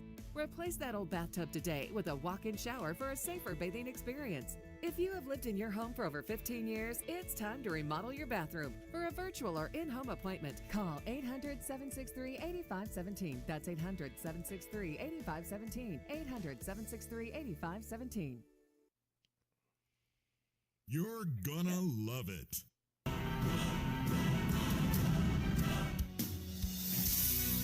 Welcome back to it. You are listening to us live on the Sunday Radio Show. And we are coming to you live on CheekyJaguar.com. And, of course, twitching on the Twitch over there and 50-plus AM/FM stations across the country and around the world. We've got a great guest with us today. Go ahead and introduce yourself, my friend. Tell us a bit about yourself. Hi, I'm Malachi Gagnon. I'm 17. I make music. I'm from a small town in near the capital of New Hampshire. I've been making music for 2 years, and I've been in love with it for probably forever. Fantastic. Yeah. Fantastic. So talk to us a little bit about how you got started doing the music thing, my friend. Well, I've always enjoyed listening to it and kind of being around it. Grew up in church, so you're always there's always music going on. And so I, when I was, how old am I now? I'm 17. So when I was about 12, I was bored during the pandemic, and I picked up a guitar and just started learning. I had never had any musical experience besides listening to it, and I just went into it, jumped into it, and then started singing in front of my family. We did like a little talent show thing, and I started loving it, and I was like, all right, this is what I'm gonna do. I'm gonna start doing it.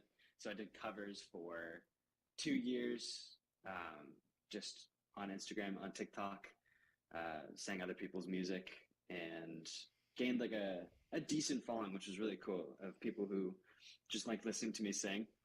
And then 2 years ago now, I released my first single, Craving Me, and I've been making it, producing it, and releasing it ever since. We have got a great guest with us today. Malachi Gagnon is with us. He joins us live here on our big broadcast. His latest single is Stay. We are going to talk a little bit about that here in just a few moments. So talk to me a little bit about your social media following and everything you've got that you've built that up.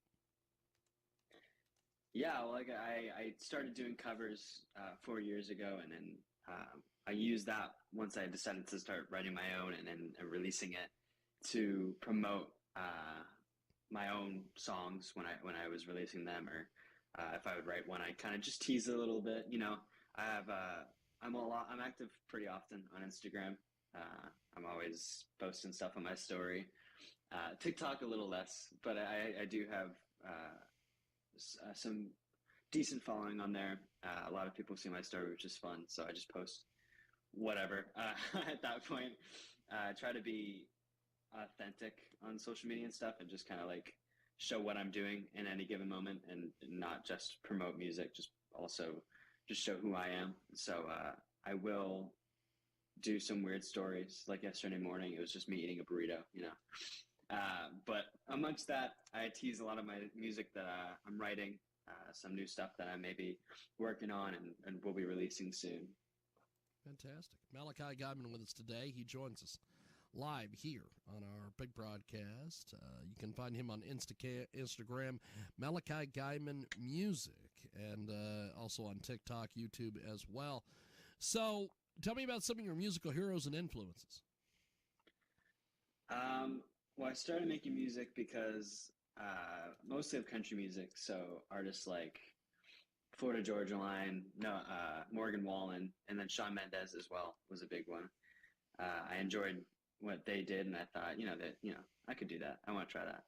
So I did start making country music, and then recently I've switched to a more traditional alternative, like folk. So it's a little more simple, a little less produced, but I'm able to feel more free in my songwriting, which is really cool for me, because I think that's a big part of what I do is writing it. And so artists like Noah Kahan, Bon Iver, Phoebe Bridgers are some really big ones that I've kind of indulge myself in to grow in genres. And yeah.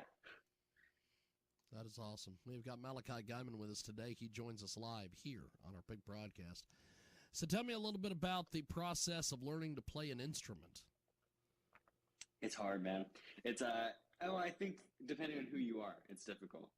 But for me, it was pretty tough.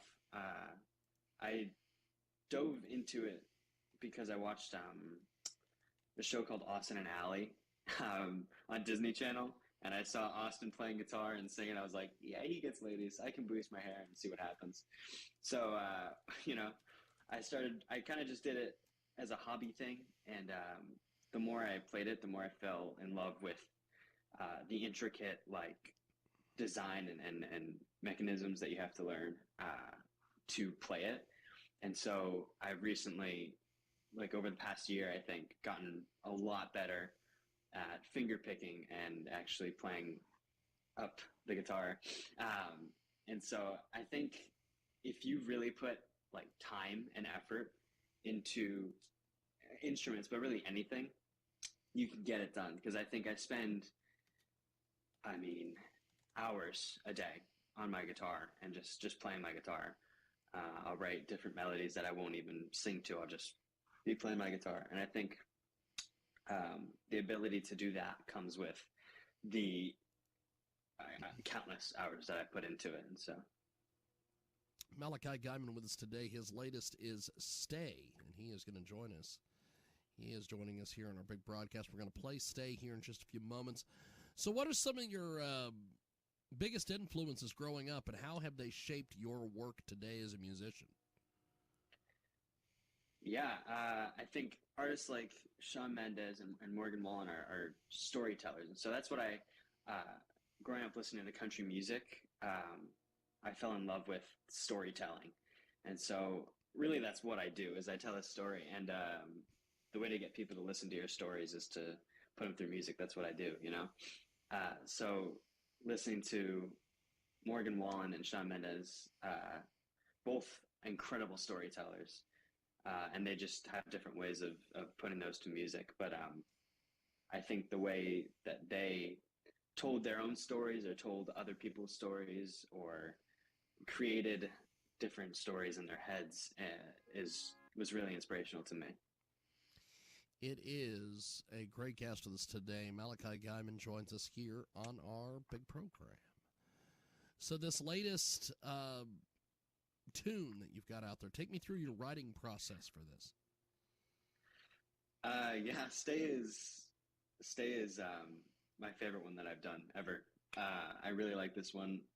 Back in January, I was kind of just sitting in my room and thinking about kind of moments that had passed that I wish I hadn't taken for granted. And I thought of going back to that moment and just telling that person to just stay in that moment and not even move on from it. Because I knew, 2020 hindsight, right? So I knew that looking back, I would miss it. And so I was thinking about that, and I started singing. I just started playing my guitar, and right away thought of that first line that I can't think of right now for the life of me. But I thought of the first line of the song, and I just from there really went. I think in one sitting, I wrote that song, and I just poured a pretty deep part of myself into it. And I just kept, working on it throughout a few weeks, months, and then took it to my team, my producer, and said, hey, really like this song, really want to, work it out and make it something that I release. And so I worked on it for, I think we spent about 3 hours on it in the studio, and then I was sitting there and wasn't happy with how it sounded. I think it was good, but this vision that I had for it was just completely different. And so I erased everything that I had and started remaking it, and we spent even more time on that. And so, I think an artist's work is never complete. It's just you run out of time to do it. So even when recording the demo, so like the first version of it, and recording the final product, I changed multiple lyrics. And so I think it's kind of fun to look back at old voice memos that I have and hear how different the song was then. That's fantastic. We have got a great guest with us today. Malachi Guyman joins us here on our big program. So you do a lot of music videos. You've put a lot of time and effort into those music videos. Talk to us a little bit about the whole music video stuff that you do. Yeah, it's a lot of fun. It's a lot different than making music. I doing covers kind of got me used to being in front of cameras, but the cameras that you film in front of are a lot bigger than your iPhone. So I wasn't expecting as much production as it would require. We woke up really early, and it took a lot of planning like before, which is surprising to me. We took hours of planning and almost writing like a script of shots that we wanted. And when it came to filming day, we got up really early for this first one that I did. We got up really early, went out, I think, to a beach and recorded just sunrise stuff, recorded a lot of different weird shots that we might use, might not. I lip sang so much, which I was told I'm good at. So that was cool. That was something I didn't know. It was just such a weird, cool experience. Felt like a movie star, which was a dream of mine as a kid. So I got to live that out. For each music video that I've made, it's been a different process. A lot of preparation, a lot of shopping for costumes, which is great. Not my favorite thing, but it's necessary. And then filming takes a lot out of you, a lot of work. But I for my first 2 music videos that I did, I had co-stars, and they were both great, both friends of mine. That was really cool to be able to work with them, and that made it easy. It was cooperation there. We were friends, and so it was easy to play out, Fantastic. We have got a great guest with us today. He joins us live. Malachi Guyman is with us. So, Malachi, before we let you go, how do people get in touch with you online, social media, websites, all these things? I'm always on Instagram. Reaching out there. I love reading comments. I try to get back to DMs, mostly Instagram.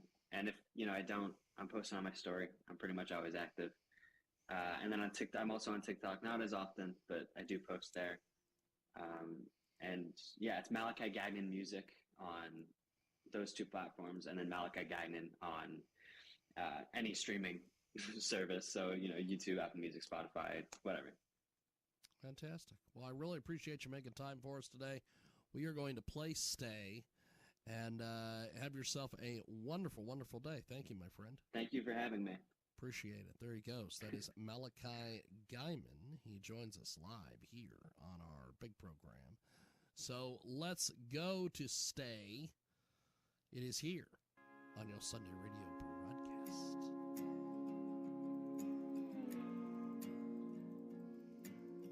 Do you recall the night under the stars, lying in the grass, healing each other's scars? We know how it ends.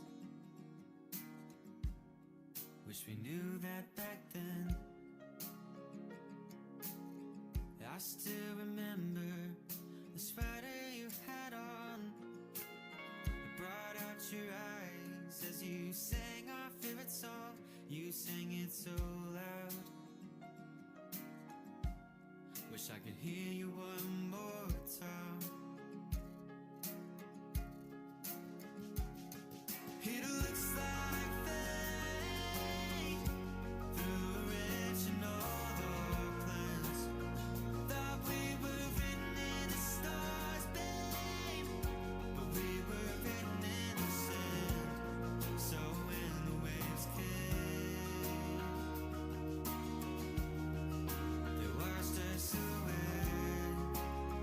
Wish I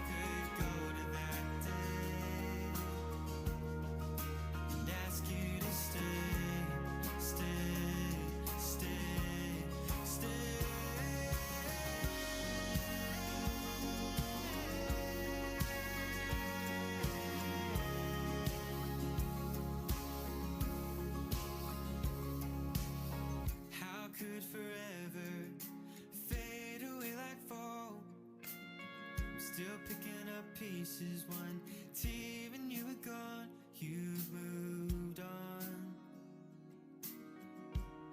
It all happened so fast. Used to be the one, but I'm a stranger to you now.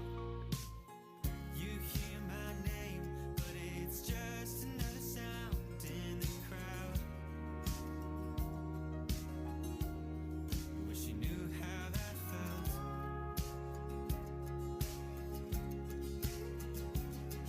It looks like fate threw a wrench in all our plans. Thought we were written in the stars, babe, but we were written in the sand. So when the waves came, they washed us away. Wish I could go to that day and ask you to stay, stay, stay, stay.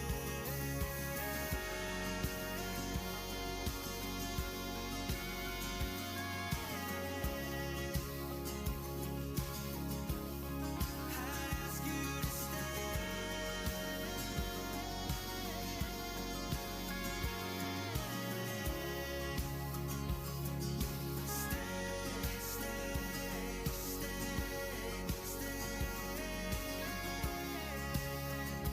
I go back to that day and ask you to stay, stay, stay, stay.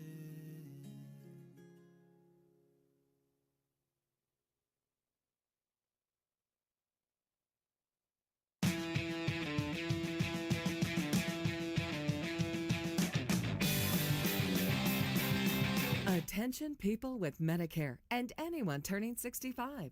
Are you enrolled in the best Medicare plan available? The average Medicare beneficiary has a choice of 54 Medicare plans, 766 Medicare Part D prescription drug plans, and a record 3,834 Medicare Advantage plans. How do you know you have the right plan? Simple. Call 800-991-7014. That's 800-991-7014.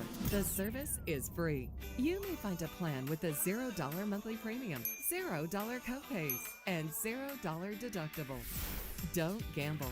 Speak to a licensed agent to find out which plan is right for you. Call 800-991-7014. That's 800-991-7014. 800-991-7014. And let Best Medcare do the work for you. You work hard to provide a better life for your family. The only problem is that you now have a tax bill that you can't afford to pay. The IRS is now threatening to garnish your wages and put a levy on your bank account. You can't ignore the IRS. They won't go away on their own. You need help, and you need it now. Give us a call now, and we'll create a plan of action for you that we guarantee will work.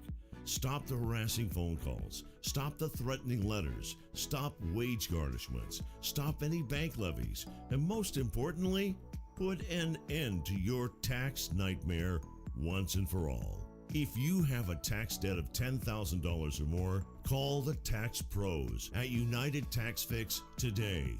Representatives are standing by to assist you. Call 800-678-7027.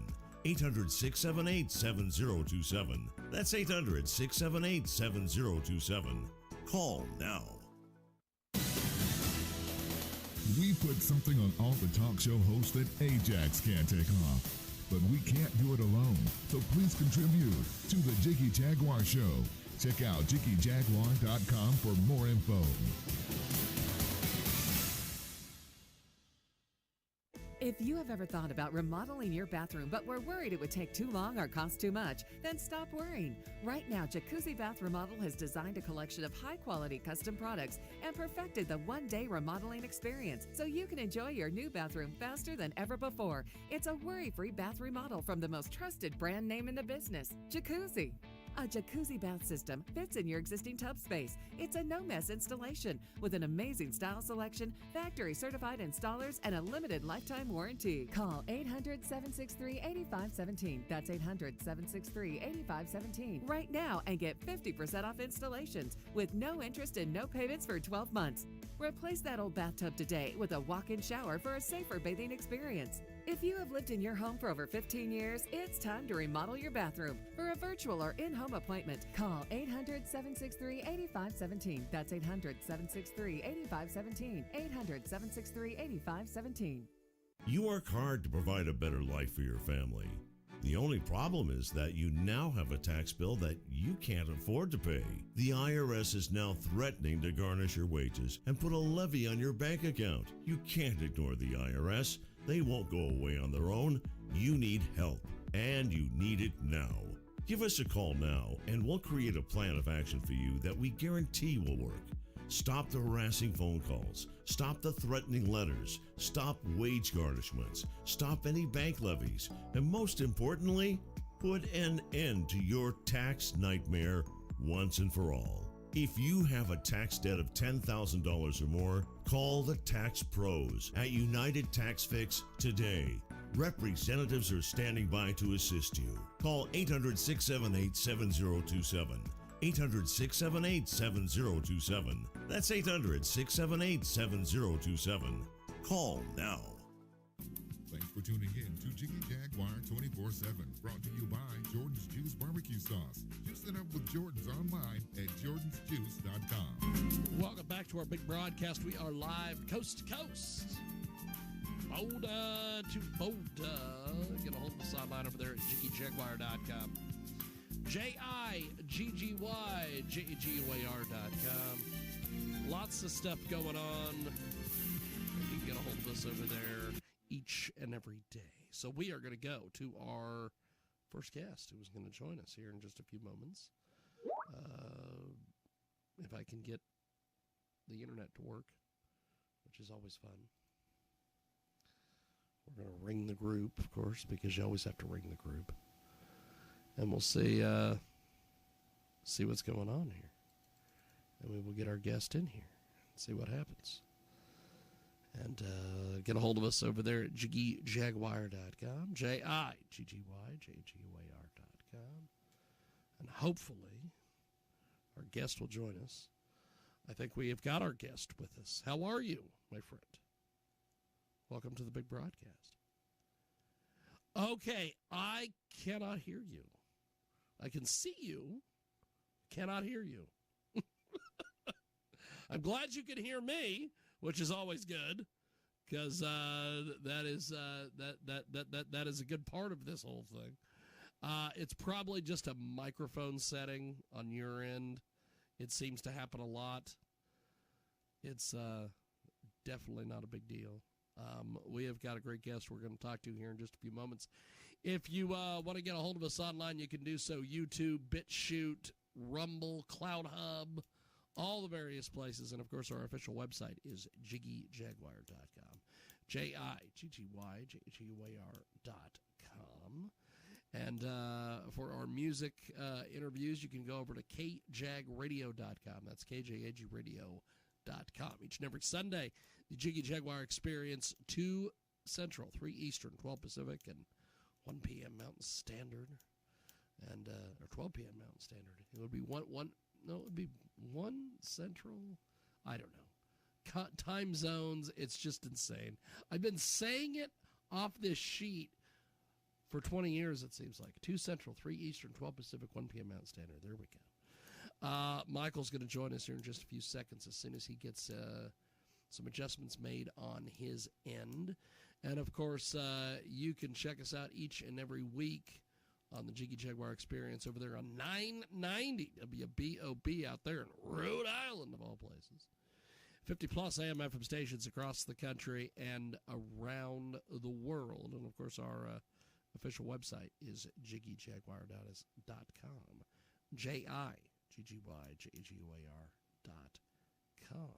And we have got some interesting content up there on the website. Go check that out today. We've got some of our latest interviews and latest content up there. So the website of record, of course, is JiggyJaguar.com. And a fascinating interview we did with K.L. Huntley a few weeks ago. That is up there as well. And, of course, our AM/FM affiliates are there if you want to check out any of the different stations and shows. KFRK in Denver as well. Okay, so there we go. We've got Michael. How are you, sir? We good, man. What's up, Jiggy, man? How you doing? Pretty good, actually. So Michael, talk to us a little bit about the latest from you, because you have got all sorts of different things going on, brother. Man, so I go by the name of King Yasi. I am from New Orleans, Louisiana, Kansas City, to be exact. That's as soon as you get off the airplane into New Orleans, that's my area. That's awesome. I grew up in Los Angeles and also sometime in Las Vegas. So I've been doing music since I was 12 years old, you know, and it's actually finally paying off. It took a while, you know what I mean? That's awesome. So talk to us a little bit about how you got started doing this music thing, man. To be honest with you, my mother was she was on me heavy. Like she knew once she saw I start liking music and dancing, she was on me so heavy. I tell everybody this. She was on me like Michael Jackson's dad. You understand? Hey, that's awesome. But it was a good thing because she kept me out of the streets and more into the studio. So once we moved to Los Angeles, I started meeting a lot of big people and doing a lot of big shows and growing every day. And it just became a thing. So now it's more than just music. It's an addiction now. You know what I mean? So that's awesome. That's awesome. Yeah. So talk to me a little bit about your musical heroes and influences. Okay, so my musical influence is Michael Jackson, of course. Who cannot say Michael Jackson? You know what I'm saying? Whoever did it as big as that, but also Tupac Shakur. You know what I'm saying? And outside of this type of stuff, like, you know, Bon Jovi, stuff like that, I'm a fan of all type of music, not just one genre of music. You know what I mean? I can't sit in one lane. You know, so. It's so many artists that I can name, but most likely though, myself and the people that I grew up around as well, you know. That's awesome. That's awesome. Yeah. So, okay, so how in the world do you end up in New Orleans of all places? I was born here. Oh. I was born in Charity Hospital. You know what I'm saying? I'm a New Orleans baby, you know, but my mom wanted something different for us, so she took me and my sister to California. And then I wound up getting around 15 years old, moving to Las Vegas with a sister of mine. And I just was back and forth doing shows. And it was awesome. fun. That's awesome. That's awesome. Yeah. So talk to me a little bit about the music scene where you are from and where you're currently at. Okay, so the music scene here is mostly, I don't know if you're familiar with it. It is called bounce music. Bounce music is its own different type of unique style of music.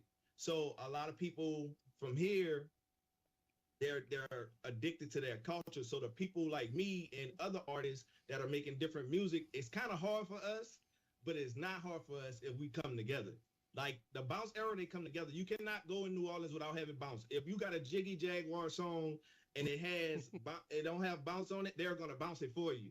So, yeah, that's awesome. They're gonna bounce it for you, and that's the culture. You know what I mean? Shout out to Big Frida. He's one of the biggest artists here. You know what I mean? And when it comes to the bounce world, he's like the king of that. But you know, we also have different artists here like Tank and the Bangers, and you know, they Grammy nominated, and they're different. You know, so yeah, so it's different. You know, so I've been kind of trying to bring something different to the table. Well, that is amazing. So, talk to me a little bit about some of the different people you've worked with and been around and collaborated with, all the various stuff. All right. Well, when I first started at a younger age, I did something with this guy by the name of Gunplay. Gunplay he works with Rick Ross. I don't know if you're familiar with Rick Ross, the rap artist. Yes, indeed. He's his artist. I brought him to my city, Kenner, and we did it real big in my city, and that kind of like got my buzz going heavy. Then right after that, like now, I just did a new single that I'm dropping called Indie Queen with S80, and S80 had a big record with Lil Wayne. So that record still get plays on the radio today. You know what I mean? So also getting ready to work with a group called Fresh and Reckless. We're getting ready to drop a new single soon.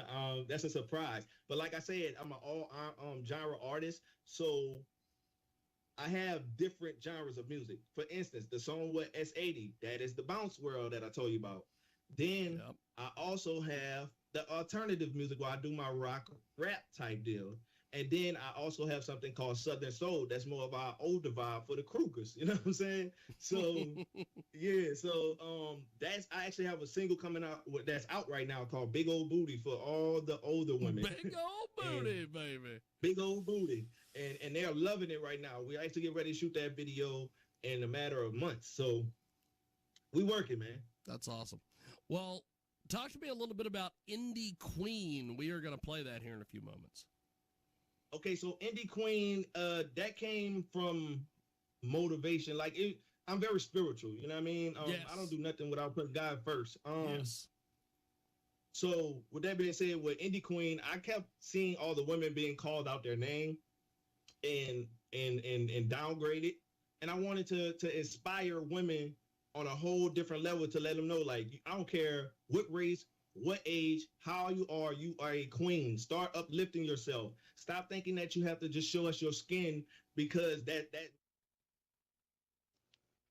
Okay. Hello, Mandy. How are you?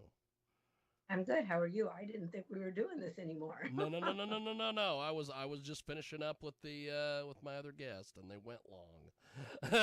They were a talker. Give me a couple seconds here, and I will get everything set up, and we will get off and running. Just give me a couple seconds here. Sounds good.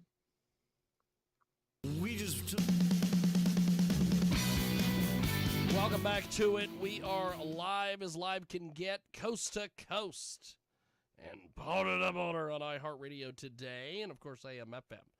247.com, TuneIn, iTunes, KFRK in Denver, and of course our good friends over there at 990 WBOB out there in Rhode Island, of all places. And we have got a great guest with us today. She joins us live here on our big broadcast. She is amazing, and I got to meet her at Exotica in New Jersey, of all places. And we have got Mandy Mays with us. Mandy, welcome to Fucking Around with Porn Stars. How are you, my friend? I'm good, thank you. How are you? Pretty good, actually. So you are pretty damn amazing. Talk to me a little bit about how Exotica went for you. So Exotica wasn't bad. That was my first one. I really didn't know what to take of it. Prior to that, I'd only been to AVN back in January, because I've only been doing this now for just now a year. This November. Oh wow, that's so awesome. It was a little intimidating for me for sure. So this is interesting that you went to AVN and now you've gone to Exotica. I always like to tell everybody that both of them are not the same. They are definitely not the same. What were some of the differences that you spotted going from AVN to Exotica? For me, honestly, because like when I went to AVN, I was basically just kind of like a fan. So I was walking around just like everybody else, because I was really new, only into it for 2 months. So it was just more or less of me, getting my name and my face out there, because I'd been out there less than 2 months. Yeah. Going to Exotica, I actually had several people recognize me and approach me and come up to me and knew who I was. So that was different there. I am returning to AVN this January. So again, more or less just to kind of walk around in mainstream and, meet people and talk to people. And yeah. That's awesome. That's awesome. We have got a great guest with us today. She joins us live here on our big broadcast. And you can find her on the old, on the Twitter machine. No matter what they call it, I always refer to it as the Twitter machine. MILF Mandy with an I, and she joins us today here on Fucking Around with Porn Stars. Skyhawk, AfterDarkRadio.com. And so one of the things that I loved about Exotica, especially Exotica New Jersey, was that it was a little bit more relaxed than AVN. I will have to say that what I hate for you though is that you got to go to the AVN when it was in a tent. Because I think that was the Tent City AVN. It was. If you go to the AVN in January where they're going to be back at the Hard Rock, that is a totally different animal. You will have all sorts of fun at an AVN. But what did you think of Exotica? What was some of the things that stood out to you that was, pluses and minuses with the different conventions? Definitely a lot more people over at Exotica for sure, because you were in a tent. Yeah. At AVN. There was a lot more restrictions at AVN because of where it was in that tent, and you had to go through the hotel. And so they did, they restricted you on what you could or could not wear. If you did not, from my understanding, if you did not abide by their dress code, they were kicking you out. Oh, wow. So, yeah, there were people kicked out because they were very strict on their dress code. And then, so it was different to see that it was a lot more lax at Exotica. And being my first one, I still played it safe, and because I hauled all the way from Arizona, so I didn't want to bring my whole wardrobe. I wanted to get my feet wet first before I did all that, because that's a lot of luggage to bring. Yes. Yes. So, well, with Exotica in New Jersey, what were some of the things that were pluses and minuses for you? Being that I knew people and people knew of me, it was easier to network with other people. Okay. Like the creators, for sure, where I didn't have that same, base of people that knew who I was at AVN. It was just kind of like people staring at me like, who are you? When I would go talk to them. Who are you? That is amazing. So, what did you think of the Expo Center versus the Tent City, I guess is what I'll call it? A lot more room. It was like they packed, it was the tent I will describe as like they put a can of sardines, basically. There was no room to move in that tent at all. There really wasn't. And I mean, the convention center was packed as well, but you still had space to move around. Yeah. Where you did not in that tent. So I'm just amazed that I have heard so many stories about this tent thing at AVN. I kind of wish maybe I would have not did my whole thing of, well, if it's going to be at Resorts World, I'm not going to AVN. Because the very first year, holy smokes, they put the rooms were so far apart from each other. So you're basically running a track meet to get to each room. And after that was over with, I'm like, okay, no more Resorts World. And then the next year was the Tent City. And after I've heard all these stories from people, I'm like, I should have just went to the Tent City AVN.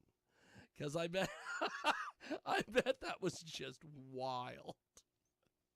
Well, and you had, so Brazzers had took up a big portion of the tent. Oh, I bet they did.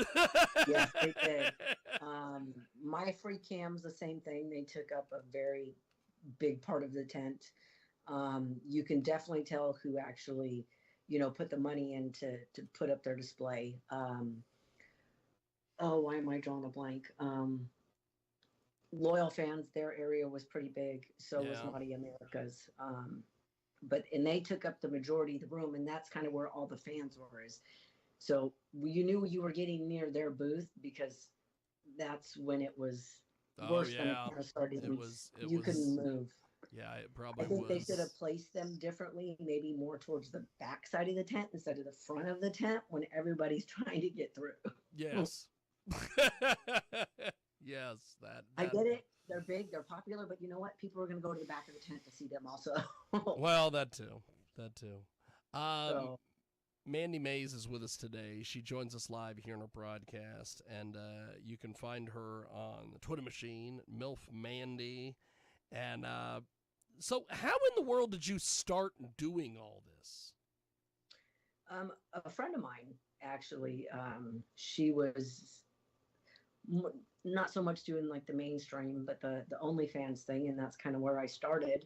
Yeah. And was OnlyFans, and I had a couple fans of mine actually asked me to reach out to a couple of the companies. So I've filmed with Score, and I've done Private Society. Out there in Iowa of all places. I was a little flabbergasted, and I really wish I could have done like Private Society first and then done Score, because I did Score back in March. And I mean, starting in November, going to Score in March, and that was basically my debut to mainstream porn, and I was a nervous wreck.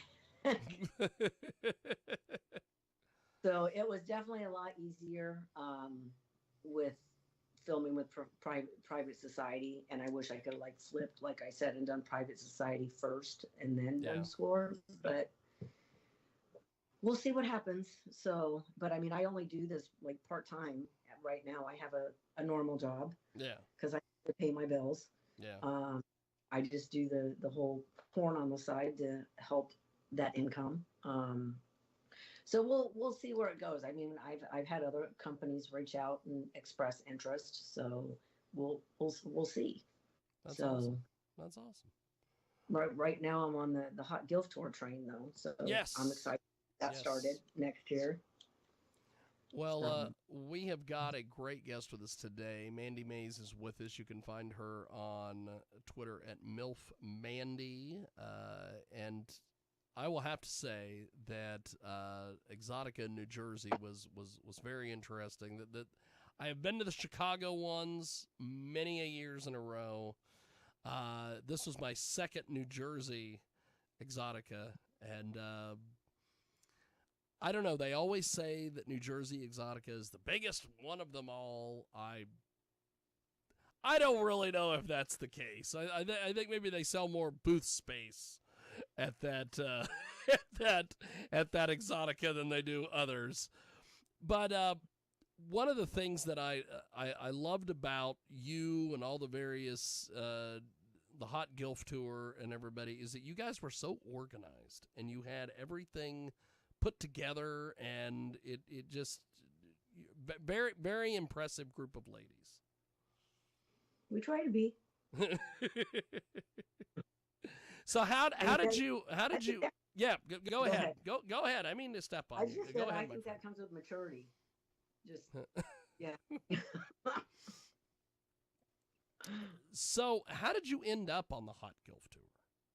I met Mr. and Mrs. Foxy at the AVN back in January. That's awesome.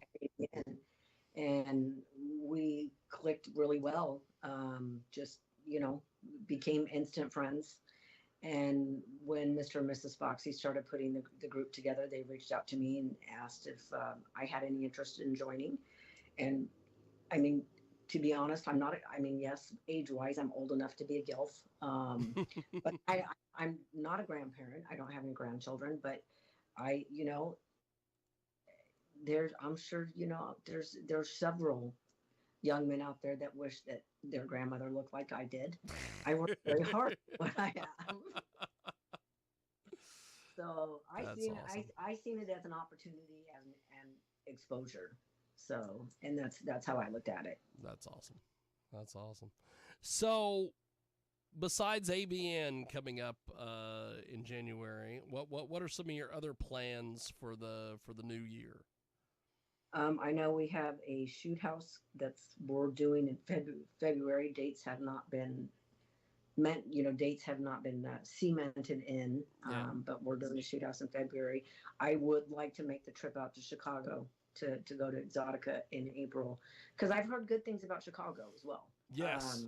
Yes. So I've heard that New Jersey was supposed to be the biggest, but I mean, I also heard that Chicago is really big. And that's a good one. Chicago is definitely the big Exotica. That's got to be where Exotica as an organization makes most of their money. I can't believe that they make their money off the New Jersey one.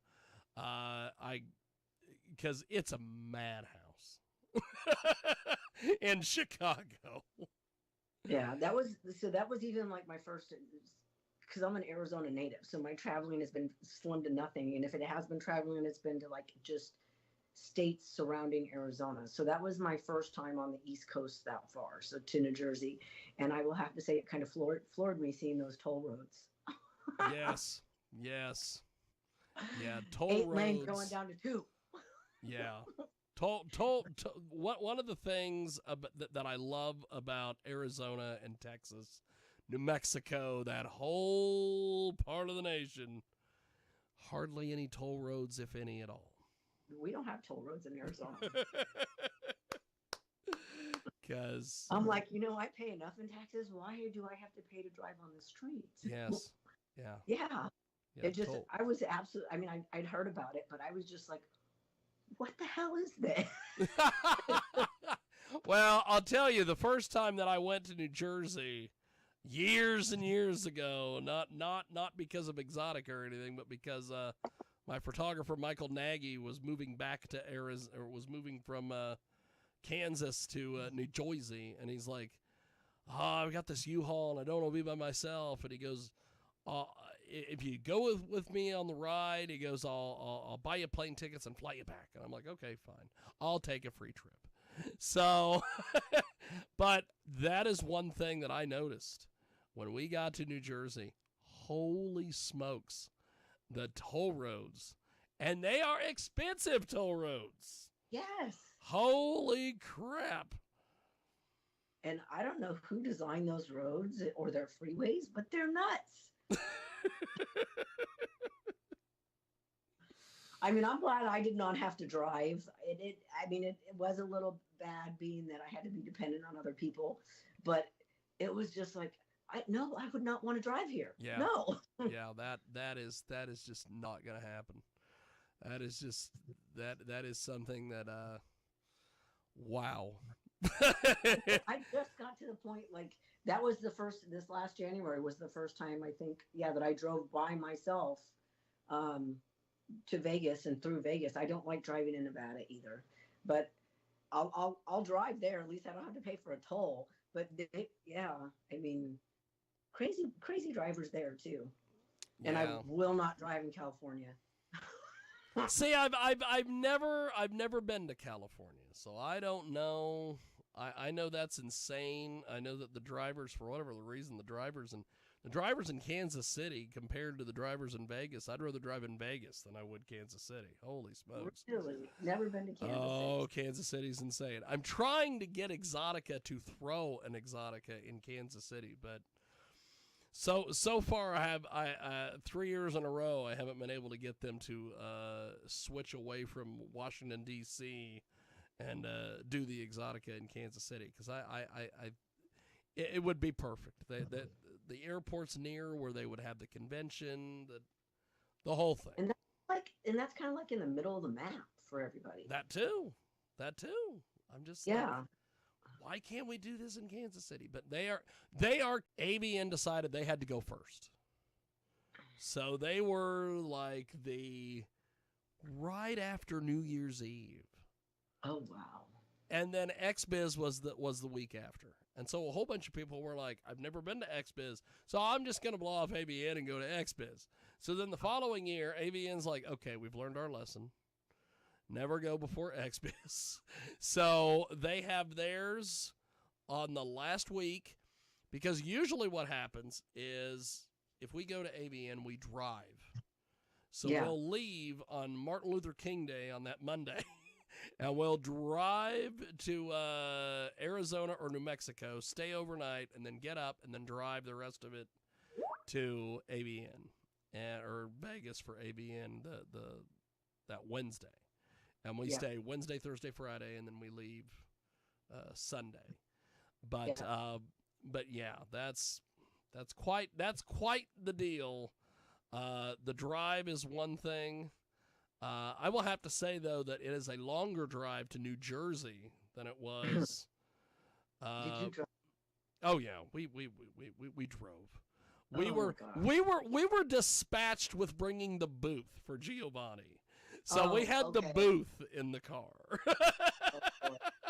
So we had to bring the booth, and then I had to bring all my gear, and then I had to bring all the equipment for Big Will to do interviews. And so, yes, it was a deal. But one of the interesting things, which is so ridiculous, we stopped off at a place called Grandma's Cheese Factory or something in Ohio. So that was kind of worth the trip. I don't know, but you know, you're smart to just do the AVN and a couple of Exoticas. Don't go overboard. I interviewed Patrick Palmer earlier today from Jizz Talking, and he was telling me that he went to 3 Exoticas this year. He went to the Chicago, the Miami, and the New Jersey. And he's like, by the time I got to New Jersey, I don't want to do this anymore. And he said, so I'm only going to go to 1 next year. But, you know, AVN and an Exotica would not be bad, especially with the fact that AVN's in January, Exotica's in April in Chicago, and then you wait the whole year, and then it's the New Jersey Exotica. I could do that. In the middle of July. I think it's either August or May they do XBiz in Miami. Yes. So if it's May, I'm not going to be able to do because I want to do Exotica in Chicago. Yeah. Because I've never been to Chicago, so that's another place I've never seen that I get to go to. I would like to go back to New Jersey just for being that it's like right there next to New York. I could go and sightsee. Oh yeah, and that's what a lot of your porn brethren do. I've noticed is they'll come in a couple days before or a couple days after, and they'll sightsee, and then they'll do Exotica. So yeah, that is definitely not out of the ordinary. My bucket list is like to go and see Macy's Day Parade on Thanksgiving in New York. That would be awesome. Or you know, see the Christmas tree lighting at Rockefeller Center. That's another one. Yeah. So I'd have to spend a week in New York, you know, because they just did the Christmas tree lighting, or a little more than a week because they do it like right before Thanksgiving. But yeah, those 2 are on my bucket list. I have no desire to be there for New Year's Eve. I'm getting too old for that shit.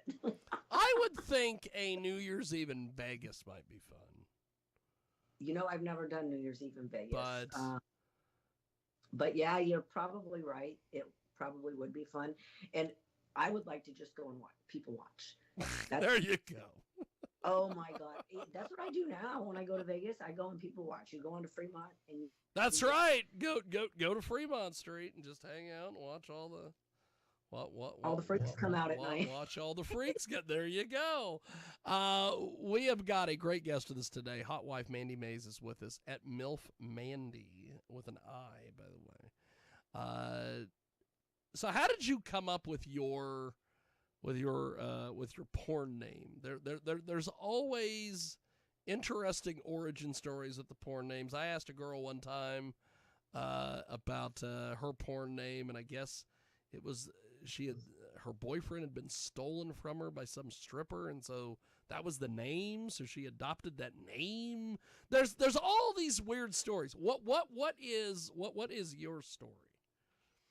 So my story is you know, you know, people come up with names that are like way off the wall of like what they've been called for the last 18 to 20 years before they get into porn. Yes. And then all of a sudden, you know, they come up with, we'll just throw out Stephanie, but their name is something way different. Yeah. Okay, if they're out in public and they hear Stephanie, what is the likelihood that they're going to answer to Stephanie? Yeah. So I picked something that was not too unreasonable from what my unstaged name is, that I'll hear it and I'll recognize it. And if I'm in that mode where, you know, if I hear it, I'll be like, oh, they're talking to me. Let me turn around. Hi. So that's why I came up with Mandy. That's awesome. Maze was just because Mandy Maze. It went well together. Oh yeah. It's all marketing from what it sounds like. But I just wanted something close enough that I will acknowledge if somebody says it, and like, you know, it's not something like, you know, forever, you know, growing up, you know, my favorite movie, I'm going to age myself, was Grease. So, you know, I sure in the heck am not going to answer to, you know, Sandra D or Sandy if someone says it. It's not. I'll be like, Sandy. Who the hell are they talking to? Who are they talking to? Yes, and we had an interesting thing happen in New Jersey. We had 4 or 5 girls with the name Brittany in the same room. And one of them actually, you know, I was talking to, and I referred to her as Brittany because that's her name. And all 4 of them turn around. They're like, what? And I'm like, fuck. We've got 4 chicks with the exact same name in here. So, you know, I'm going to have to start treating the shoots and the porn conventions like a pro wrestling show. I'm just gonna have to start referring to people by their gimmick names instead of their real names, because people are just like, you know. Well, my real name is even less.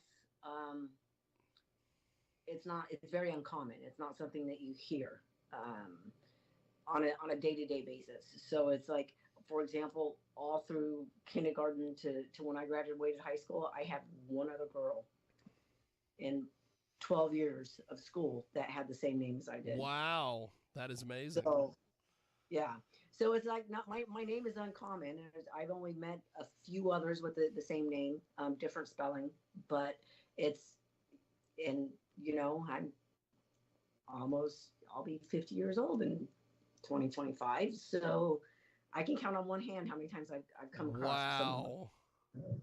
So next time we are in an expo together, I'm gonna have to.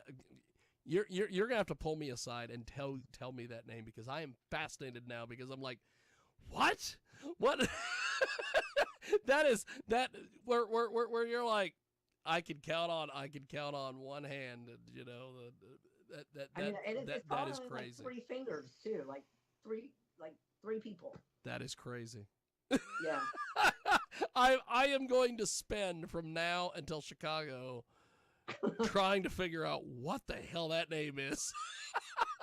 I take it you're not going to be at AVN then. No, we were originally going to go to AVN, but due to the fact that they are going back to the Hard Rock, and also they are working out the bugs, I am afraid it might be a cluster. So I'm like, let them figure out the issues the first year, and then we'll go back. They've renamed it. It's like the Virgin. The Virgin Hotel, because Richard Branson bought the Hard Rock shortly before COVID, and he turned it into the Virgin Hotels because everything is Virgin to him.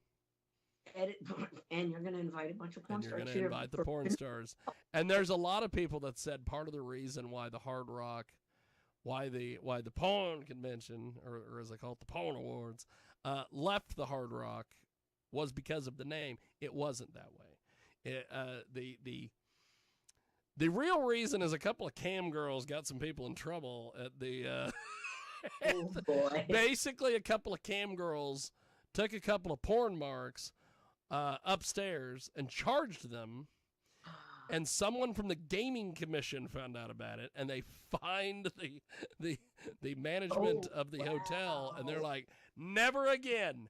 We're not doing this. Never again. And they had a 2-year contract still.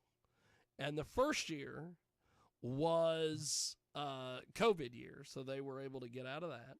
And then the second year, the Hard Rock, or the management for the hotel, didn't want them there. So they went, COVID again. And then they got them out of the deal. And then they went to Resorts World because the Indians who run the Resorts World were like, yes, come here. And once the check cleared, they're like, ugh, porn people. And I'm like, why did you want them here? Especially since, that's what kind of floored me, is they had so many cheer conventions of young, very impressionable girls roaming around. I mean, you have cheer conventions. It floors me. Well, the first year they did it, they had the Consumer Electronics Show on another level. So it was always funny because the guys in suits who were upstairs playing with the drones came down and played with the porn stars because they're at a convention. So the wives are not with them because they're working. They can come down and hang out with the porn girls. Back home. Yeah, I don't know. I mean, after this last one, it left a bad taste in my mouth being in a tent like it was, and I was not gonna go this year. But I had so many people say, well, when the Hunt Guild toured, that was like one of the main reasons that fine, I will go. They're like, you need to go. It's at a whole different hotel. We're not going to be in a tent. Yeah. Well, and this is the thing. If they haven't done anything to the Hard Rock and it's still what it was, they take over that whole hotel. And so the only people that are staying there are either the people that are gambling or the people that are in the porn industry. There's, you're not going to run into really any problems. And one of the good things about it is that since it's a Wednesday, Thursday, Friday, Saturday type thing, I don't know how it was at Resorts World, but I know that in typical ABN fashion, usually Wednesday and Thursday, there's hardly anybody there except for porn people. So you can network, you can talk to people, you can do shoots, you can do all the various things.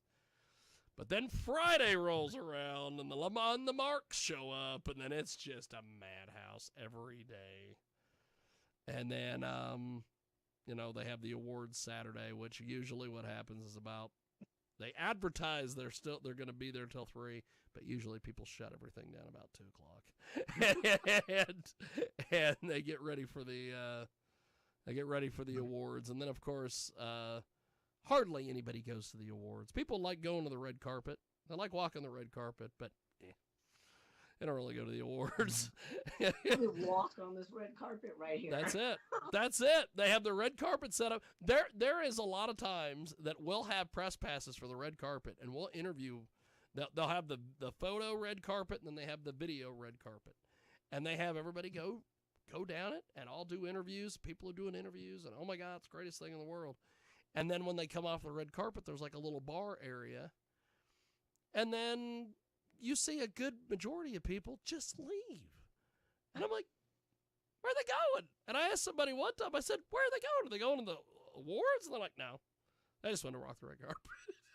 And so they wanted to get the photos. They wanted to get the video interviews.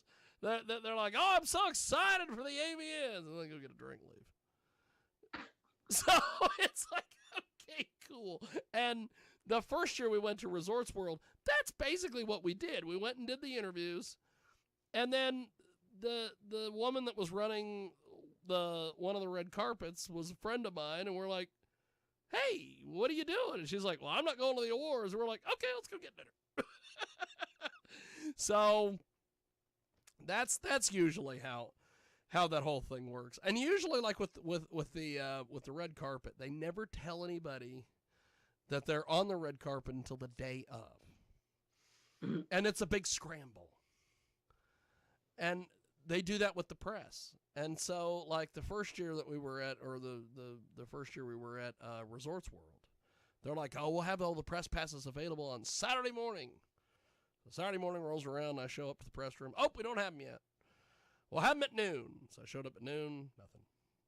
I showed up at 3, nothing. And I'm like, okay, when am I actually going to get these things? They're like, oh, there's a Starbucks downstairs.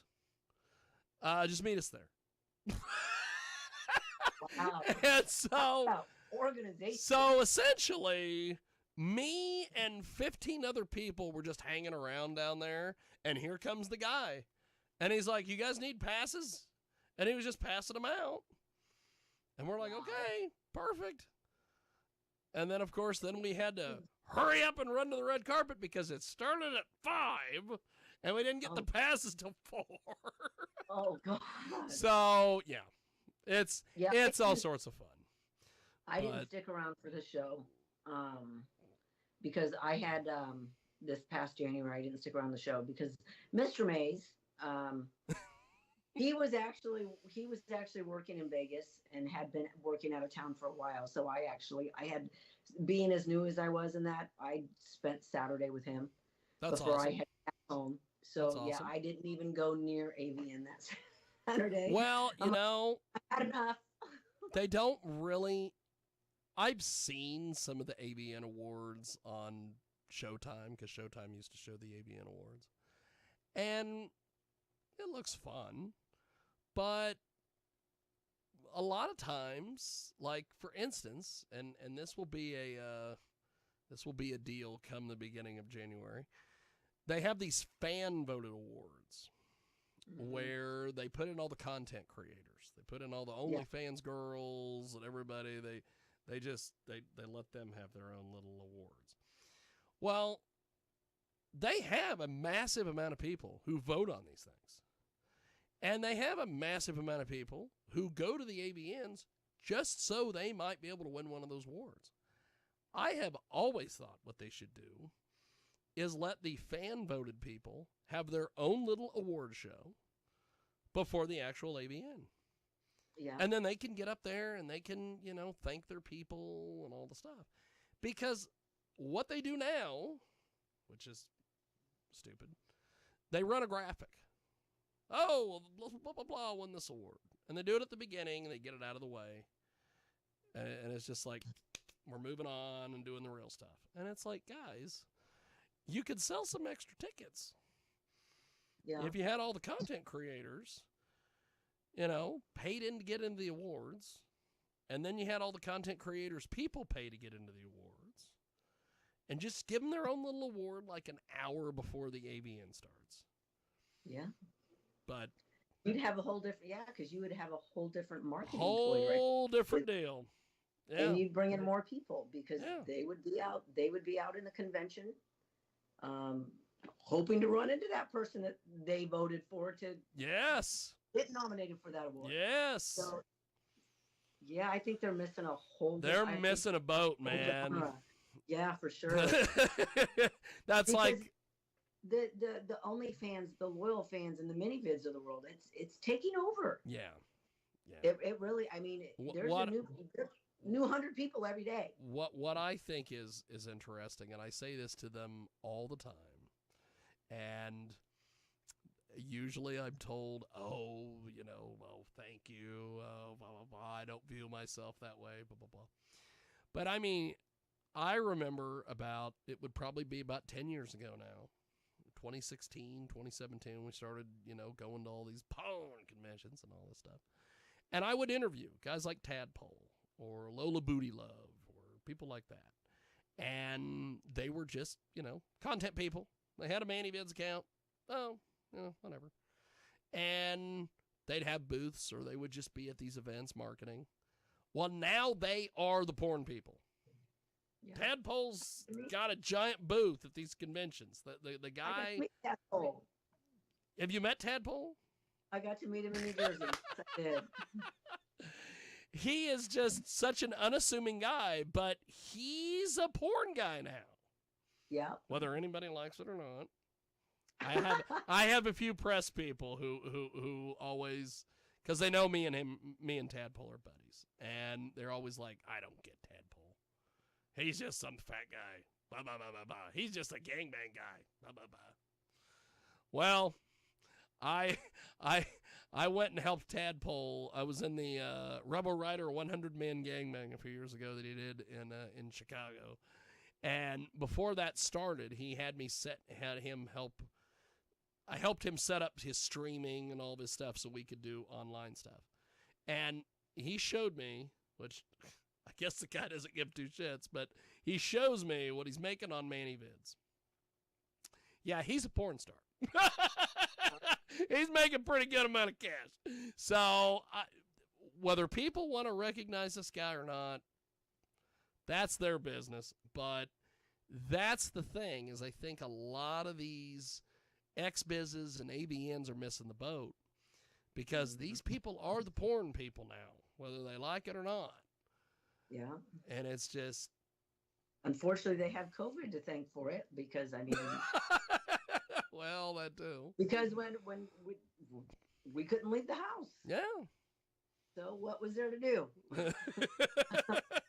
Well, let's have sex on camera. That's right. That's right. Yeah. We have got a great guest with us today. We are having a lot of fun with hot wife Mandy Mays. You can find her on the Twitter machine at MILF Mandy. And she's with us today here on Fucking Around with Porn Stars on SkyhawkAfterDarkRadio.com. You can also find our videos uploaded to xbiz.tv, BitChute, Rumble, YouTube, Cloud Hub, and of course, because it's a porn show, I can say the P word, which is podcast. Our podcast is available on TalkShoe, iHeartRadio, and all the various places. Radio doesn't like the term podcast, so on my other radio shows, I'm not allowed to say podcast. I'm allowed to say on-demand archived audio. However, since this is the porn show, and we're on the radio stations that we're on, they don't give two shits if I say the word podcast. So so I can say podcast here. But so Mandy, talk to me a little bit about your process of setting up shoots and various things. I'm always interested to hear how the guys and girls in this industry set up their content trades or their paid shoots, or because there's always a litany of things. You know, there's people that are like, oh, I just talked to people on Twitter direct message, and then there's people who are like, well, I go through a whole process where they have to email me, and you know, all these things. What is your process like? So filming content with another creator, or the paid shoot. So you got Dropbox, or you and if it's not Dropbox, it's that other one. It's through Gmail or Google Drive. Google Drive. Google Drive. Yeah. Yes. Those Dropbox or Google ones, Drive. Yeah, and most everybody that I've only had a few creators that had to send it to me through Google Drive. But most everybody has Dropbox, and we share via Dropbox. And I think that's the simplest, because you're sharing the content between two, you know, every party involved has access to what's uploaded to there. Yes. So they see what you're posting, you see what they're posting if they put it there. Yeah. But it's like everybody has access to the content that was created on that day. You upload your video, our video, and you make one happy video and post it. So how do you when you're working with other content people, what is your pricing model? Do you work that out with them ahead of time, where you say, hey, I'm going to sell mine for this much, don't sell yours for cheaper, or does that conversation even come up? There have been a few that, hey, this is what I'm going to sell mine for. What are you thinking? And a lot of times I actually go back to who I've shot with, because they've been around a lot longer than I have. And I'll be like, hey, like I had one gentleman I shot with in Exotica. He goes, well, what are you thinking of selling our video for? And I'm like, well, you've been doing this a lot longer than I have. What do you think? And I kind of rely on their expertise, and the other ones that don't come at me, or don't say anything, I just go, you know, I put a number out there that's something similar of what I've been posting, and I'll leave it up there for 30 days for that price. And if that doesn't work, I'll knock it down a little bit. And normally that's when it starts selling. So it's just a learning experience for sure. That's awesome. Yeah, I've always heard from, I've always talked to various people, and the whole thing has always been never sell it for $1 a minute. So, you know, under that, because you don't want somebody selling a 20-minute video for $5. You wanna kind of keep it, you know, competitive type of thing. And that's what when I first started, that is what my friend told me, $1 a minute. Yeah. Yeah. And that's where I kind of based on, you know, I would see how long the video was and kind of price it along that mark. And then I'll, you know, discount it to try to draw interest to it. Yes. Once it goes back up. So, yeah. Well, somebody that you need to seek out when you are in Vegas at AVN. I believe he lives in Vegas. You need to seek out Doc Chocolate. If you don't know Doc Chocolate, yes, we're buddy. I love Doc Chocolate. He is amazing. He, of course, and I talk about this all the time on this show. He is the purveyor of the super secret Doc Chocolate Telegram group. It is one of those things where if you don't know how to get in, I guess you're not getting in. It's one of those things. But okay, how did you meet Doc Chocolate? Where did you meet Doc AVN. Chocolate? Oh, AVN. Of course, at AVN. I met him at AVN when he was actually interviewing Foxy Darling. Oh, that's awesome. Yes, So he does have a show. He does have a show. So I met him initially then. He got me invited to a shoot house here locally in Arizona in April that he was here for, but had to leave. We were supposed to collab together then. So now I just like to tell him, missed opportunity for you, buddy. But yeah, no, I'm sure we'll definitely cross paths again because Fun Charlie, which is now his significant other, she's Australian other. She's a part of the Guild Tour as well, so I'm excited to meet her as well. She's actually, I think, the only one that I have not met has been Fun Charlie because she was not at Exotica. Yeah. So. Yeah, supposedly her and Doc Chocolate were going to be at Exotica, but then that didn't end up happening. So. Yeah, that happened for a few of us. But I noticed that there was a lot, for whatever reason, and this was the strangest thing. Wow. There was a lot of there was no men at the Exotica in New Jersey. We had all these girls shooting things, and there were no men. We had booked all these guys ahead of time, and then one by one, as it got closer, I can't find a flight, I don't have a place to stay, I don't have a test. So when we would find a guy, holy crap, we held on to that bastard. And he shot with everybody, and we kept running into this thing of there were no guys, and I don't know what this was. It was the craziest deal. Well, it was even hard for me to find a flight. It worked out for me in the long run, but like flights from Arizona to New Jersey were slim pickings. Yeah. I flew in on a red eye, whatever day that was. I can't remember. Thursday, I think. I got in at like 9:30, and it just so worked out that we couldn't get into our B&B until like 4. Oh, yeah. So I had nowhere to go. Well, I had a shoot plan, so I reached out to the gentleman that I was shooting with, and I'm like, "Hey, so can I come hang with you for the day?" never met this guy before, but we've been chatting for months coming up to the Exotica, and he's like, "Yeah, if you don't mind me, if you don't mind seeing me shoot with someone else." I'm like, "Yeah, no, I don't care. I'll stay out of the way." Awesome. I have nowhere to go. Oh. That's awesome. but so it worked. I mean, thankfully it worked out for me. But yeah, the flights were. It was slim pickings for flights. It really was. So I'm glad I found what I got. What I did find for sure. We have got a great guest with us today. Hot wife Mandy Mays is with us. She joins us here on Fucking Around with Porn Stars. And so you're on OnlyFans. Where are some of the other places where people can purchase your content? I am also on ManyVids and Loyal Fans.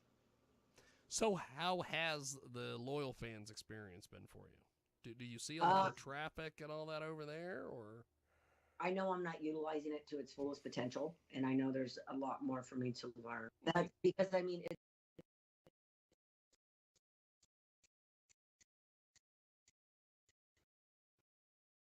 and I'm sure the other ones do the same thing, and I just don't know. Well, with OnlyFans, you have to have the free account and the subscription account to do your pay-per-view videos and then your subscription. Or Loyal Fans, you have one account and you have your subscriber base and you can put all your content for your subscribers, and then you have your video store. So you have one platform that does it all for you. I just have not. I think it's still probably somewhat newest of the two. Yeah. Or the three. And I really need to take the time to sit back and learn how to utilize it to its fullest potential. And they have videos for it, and I've started watching some of them. But basically I just sell a lot of videos on there. I don't have enough. I've just started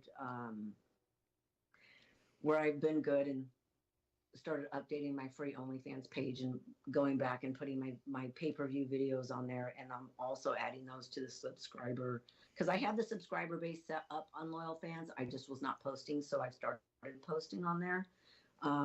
So if they do start subscribing, they'll see the content there as well, all for one price, and they don't have to pay for the video. That's awesome.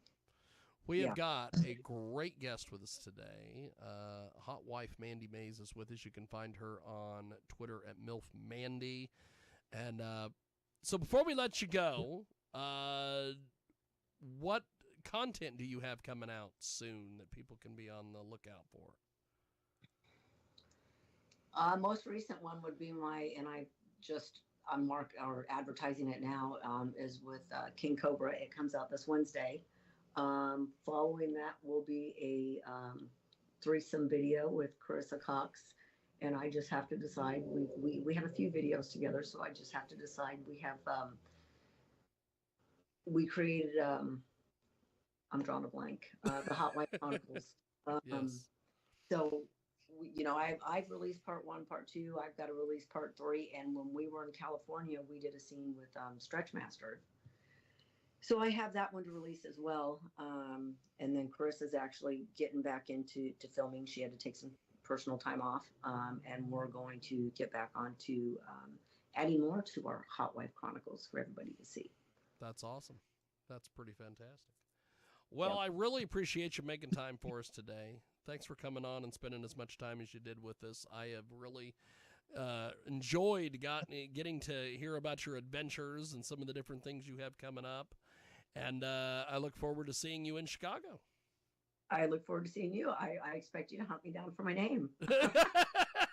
I will do that because it is going to drive me insane until then. Okay. It's going to be like that Seinfeld episode where Jerry was like, Mulva? So you are amazing. Have yourself a good holiday week, and I will talk to you soon. Thank you, Mandy. Thank you for having me. You do the same. Appreciate it, my friend. 6722 Jiggy. Presenting Jiggy Jaguar. Yes, indeed. It is the world famous Jiggy Jaguar radio broadcast. We are live coast to coast in Boulder to Boulder. And I just don't understand why I get added to these on Skype. I get added to these like Bitcoin chat rooms. What in the world is going on with the Bitcoin chat rooms? I get added to this crap constantly. And I don't know how or why I am there. But I am there, you are here. That's my British accent. So we are going to do this. It is top of the hour time for the world famous Jiggy Jaguar Radio Experience, and I don't know if we have our guest who is going to join us here in a few moments. I'm looking at a really hot AI generated Star Trek girl on Twitter, on the Twitter machine. So that's pretty much what I got going today. But we are waiting on our guest to get a hold of us.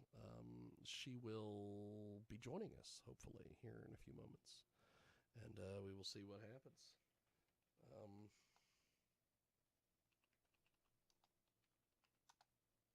Okay. So, if you have not been involved in any of our Jizz talking shows, what in the world is this? 13, 20, 27, 20. Okay. What's happening over there? Finding us on YouTube or finding us on any of the other places, thank you. We are also live on the Sunday Radio Broadcast Twitter account. Or not Twitter account. Whatever the hell it is. What is it? It's the Facebook. Ooh, the Facebook. Oh, Ziggy.